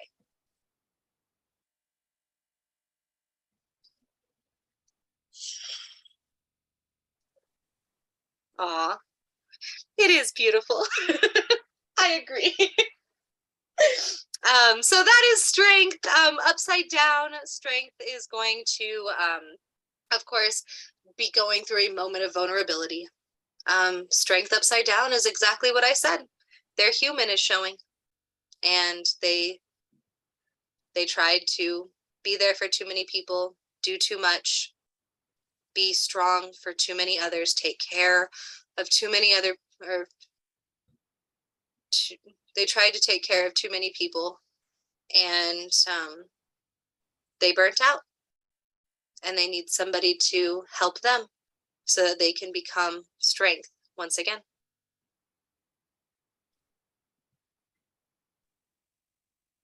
Does anybody have any questions about Leo? Oh, bye, Nicholas. Thank you for being here. I know we are going a little bit over on time. We are going to end soon. I had so many, I thought we were going to get to practice today, and I know. Once again, Alex thought that she had more time than she did and wanted to pack too many things into one class. But at least we got through a lot of the major arcana. So we still didn't get through. I really wanted to get through all of them. This is never going to happen in one class, is it? It's just not. It's not going to happen, Alex. Okay, so next we have the Hermit. We're going to go through the Hermit, and I guess we're going to stop. We're going to stop at the Hermit.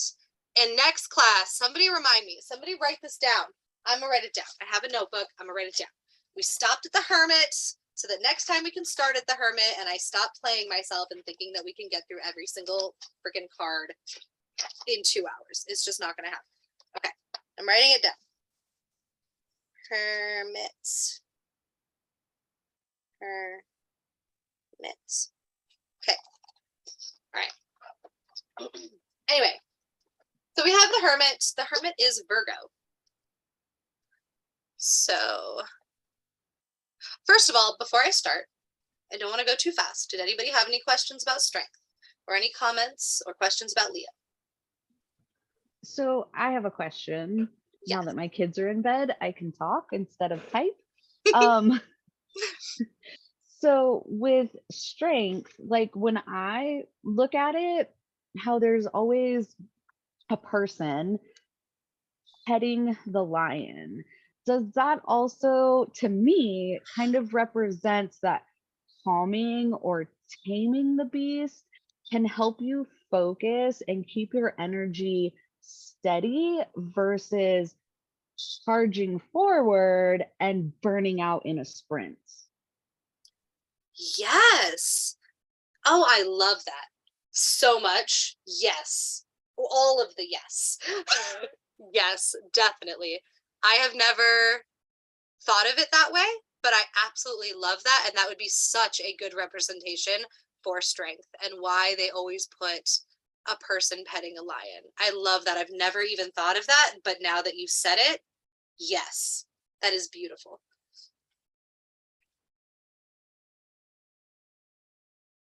Looking at this picture, I mean, is that a cat on the bottom down there? Down here, right here.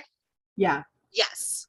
Yep. So for me, I see it's like that playfulness of like what a cat usually is, obviously, and then being that fire sign, I see the smoke.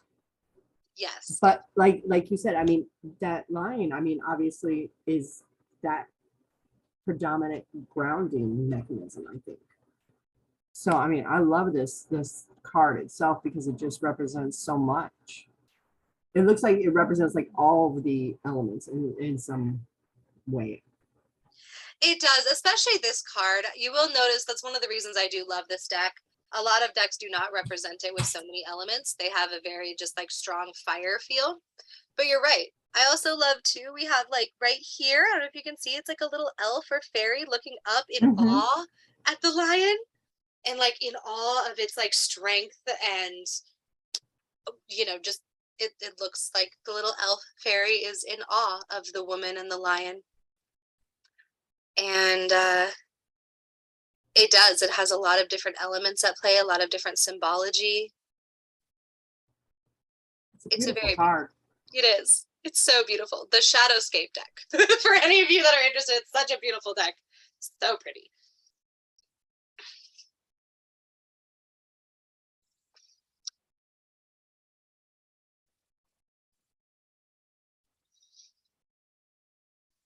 So, the Hermit. The Hermit is Virgo. And so, if you go over here, Virgo, once again, is Mercury. There's a lot of Virgo in the Major Arcana, which I find funny because Virgo is definitely a very complex element and astrological sign to discuss and talk about. So the Hermit is Virgo, and Virgo is Mercury, as I said. So Mercury, we have that element of communication. But in this case, when it comes to the Hermit needs, this is your time of rest. So when we talk about Earth signs really remind us as well to ground ourselves and to have a time of peace and a time of rest. That introspection is extremely important, that we can conquer the world and conquer all of our dreams and all of our aspirations, but that rest is required, that you need to listen to your body and you need to take a break. And also that taking time to be alone, taking time to be at peace and be by yourself and do things that are just for you, and being able to communicate, which is where that Mercury comes in, being able to communicate not only with others that you need a time for rest and to be by yourself and to be alone and time for introspection, but also being able to understand when your body is trying to communicate to you that it needs rest, that it needs time to be alone, that it needs time for introspection. The Hermit is that time to figure things out, to listen to your own advice, to help only yourself, that we spend a lot of time trying to care for others, to do things for others, to support others, which is all beautiful and amazing. But remembering that you have to give the same amount of love and support and compassion to yourself, that you deserve support and that you deserve to be taken care of and to be rested and to have time to process and to have time to think. And that a lot of knowledge and a lot of wisdom and a lot of our journey is spent alone. and to learn how to be alone, learn how to communicate with yourself, learn how to ground yourself, and learn how to exist with only your thoughts. And a lot of people are scared to exist only with their thoughts and to have nothing around stimulating them and to have nobody around. But it's extremely important. And when the hermit comes up in somebody's reading, it is reminding them of the need for solitude, the need for a time alone and a time of rest and a time for introspection, and that they have growth that needs to be done alone.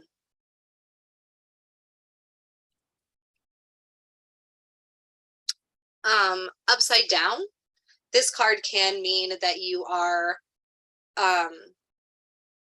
isolating yourself, that maybe you're going through a lot, maybe you're depressed and you are isolating yourself, and that you have spent too much time alone, that you aren't seeking support of others, and going out and spending time with other people, that you have spent too much time in solitude and too much time in isolation, and that it's time to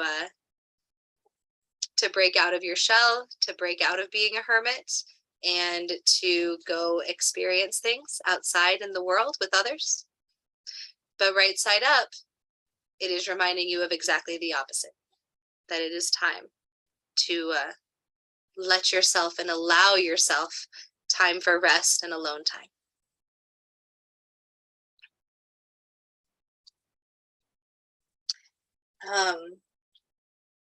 What do we have to say, or what questions or comments or whatever do we have about Hermit, the Hermit, and Virgo and Mercury?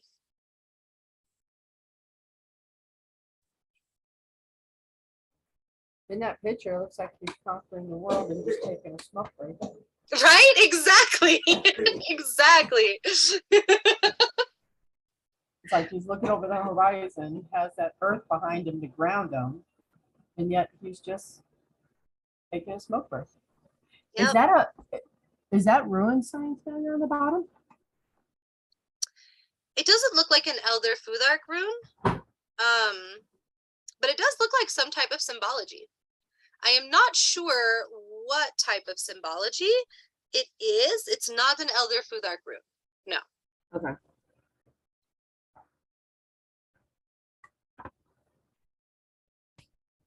It's like little tiny fairy house on the left-hand side there. Right. I love that. I think that the little house in the corner is so cute. I'm not exactly sure what it represents. I think that this is the North Star, possibly. Yeah. And because the North Star is used a lot for that. Well, that's interesting though, because it's a north, and that Earth is the north. Yep, exactly. Earth is represented by the North, or the North represents Earth. So yes, exactly. And not only is, the North the Earth and grounding, but also the North Star has been used throughout not only history and time, but also symbology to represent strength within solitude. And even though you're alone, that there's always a bright star to give you a path. And to guide you and to tell you which direction is north. Same with the sun as well. The sun is also used for that even in the darkest time, even when you don't know where you are and you don't know what's going on and you're lost, that the sun will always tell you where the east is.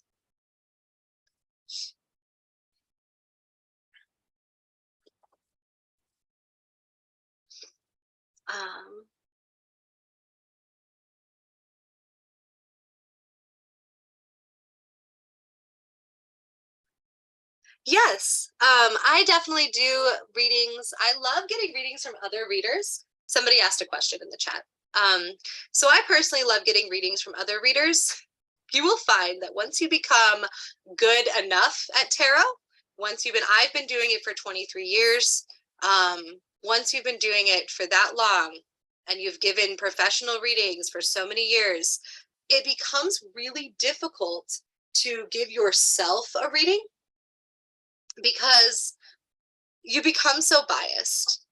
You become so biased in the fact that you think that either if you're in a bad mood and you're depressed, you can spin any card to mean that the world is ending and that you suck and that everyone hates you, or you can spin every card if you're in a good mood to mean that you're amazing and fabulous and everybody loves you and everything is going your way. And so you find it really hard to be non-biased. So I really enjoy going and seeking out other readers to give me a reading so that I can kind of let some of those biases go. Well, I actually heard that, I mean, you're not supposed to read your own cards because of that reason. Yes, a lot of tarot readers think the exact same, that you are not really supposed to read yourself because you can be very biased. Some readers absolutely love reading themselves, and they think that reading themselves has been extremely therapeutic, that it helps for them to do, like some readers will do a daily pull where they'll pull a card and set it on their altar and think about it all day. And I'm not one of those readers, because for me, I would think about that card all day long. And like, depending on the mood that I'm in, I'd be extremely biased. I'd be like, I pulled the Hermit, and no matter what mood I'm in that day, it would be like, well, I've been spending too much time alone. I'm isolating myself. I'm terrible. I haven't been there for the people that I love, and I'm awful, and I don't respond to messages ever. And like, I would just beat myself up all day. See, I pull my oracle cards every day, and then I'm trying to get into the habit of doing the tarot just to see, okay, I pull one card, see what I should be meditating on today. Yes. With the tarot ones, I'm struggling more, obviously, because I'm still learning them. But my oracle cards, I have no problems with them. Oracle cards, I think, are a much better idea for that daily pull. And Yeah. there's probably a lot of tarot card readers that disagree with me, but with tarot, I feel like you get so much less from just one card. Okay. Because tarot was always meant, traditionally, back when it was first being created, and especially in the Middle East, it was always meant to be a spread. The spreads are sacred. The spreads are extremely important. It was always meant to be a spread. One tarot card only tells you a teeny, teeny, tiny piece of the story. That's why I say with like the High Priestess or with the Empress and the Emperor, if you were to just pull the Emperor, I have no idea what you would get from that. Like, what do you get from just pulling the Emperor? The reason that the Emperor is so valuable is because of the cards that come up around it that helps tell you the story of who is the Emperor? Why is the Emperor? Why are they showing up? What do they mean? And what situation in life are you in? Are you the Emperor? Is somebody else the Emperor? The spread is required for you to get context. And tarot cards don't work very well as a single card all on their own without context around them. So would you suggest doing like a 3-card spread or a 5-card spread? Yes, I would suggest doing at minimum 3. Okay. And usually even when I do a 3-card spread, for anybody who's seen my 3-card spreads, also, by the way, if we just here, let's just do it. So if we go to this section, these are my favorite spreads. I have them up on the website.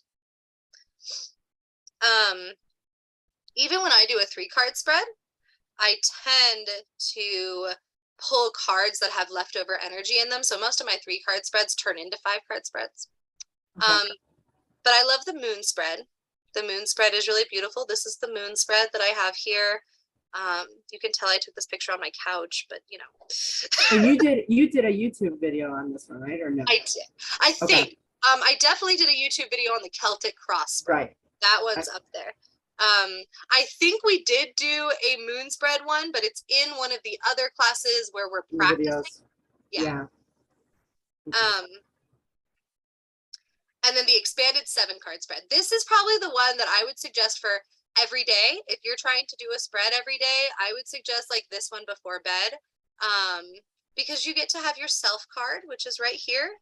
And then you get, the recent, past, present, and future. And then you have the cards above that explain how you were affected. So this card is going to explain how you were affected by your past. This card's going to explain how you were affected by your future. And this card's going to, or your present, sorry. And this card's going to talk about how you will be affected by your future. And then the two cards in the middle, the reader gets to choose. And these cards have leftover energy from when they are drawn, and they help to explain the events in your life in more detail. So it's going to explain your future in more detail and your past and present in more detail. And so this one gives you a really well-rounded view of what's going on in your very near past, your present, and your very near future, and how you're going to react to it, how it's going to affect you. And it can give you a lot more guidance rather than just pulling a couple cards. Okay. I think when it comes to like dealing with like the bottom three cards where there's the recent, past, present, and future, that it has a bigger impact on like people like myself who are cancers and live always in the past, if that makes sense. Yeah, definitely. And then I think, oh, that was the only one I put. I want to put the fairy circle spread on here too. I have a lot of spreads I need to add. I have so much work I have to do on the website. Not you. What? I said not you. Not me? Yeah, you always have work to do. Oh, I know. I know. Always. I have like 6,000 messages I have to answer. It's insane. I still haven't gotten back to that person who was in the class on Monday, who I promised I would message back that night. I didn't do it. I didn't message that person back. Oh my goodness. I know. I know. And that's because I got like 17 messages from admin that night about what they were supposed to be doing. And then I'm sorry. Oh, no, that's totally fine. I love answering. I love my admin dearly. Without you guys, this place would not exist. So Yeah, but we'd also not keep you up until 4 or 5 o'clock in the morning. still, I'm going to be up until 4 or 5 o'clock in the morning anyway. I just feel bad. No, never, ever, ever feel bad. I love you guys so much. So that means we're going to do the rest of the major arcana if you're up till 4 or 5 in the morning. Is that what I'm feeling? Right? That sounds wonderful to me. I have a whole bunch of cards I'm missing somehow. I know. Next time, I promise we're going to start at the Hermit. Okay, I let's think see. that's because you're not writing these down that where we end at, and we just kind of like jump 3 or 4 We just kind of cards. keep going over the same like 6 cards over and over. Yeah.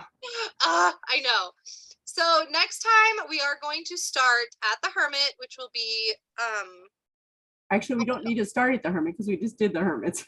right. So we're going to start at the Wheel of Fortune, which of course is not labeled. There's a reason that one's not labeled though. The Wheel of Fortune is represented by all of them. It's great. You will see. It's going to be fun. So it's a whole thing.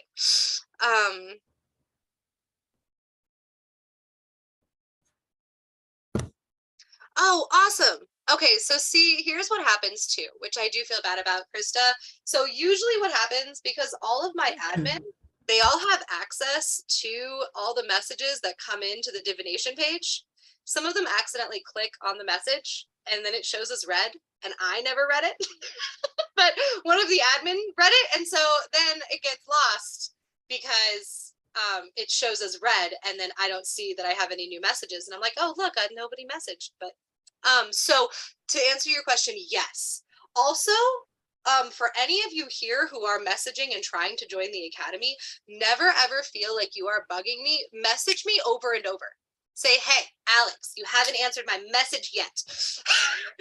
And I actually really appreciate that, because like I said, during this whole class, the reason the Fool is my favorite tarot card is because I am represented by the Fool. And I am all that is fire. And I am probably doing 4,000 things. And I totally forgot about your message, and I feel terrible, and I'm so sorry.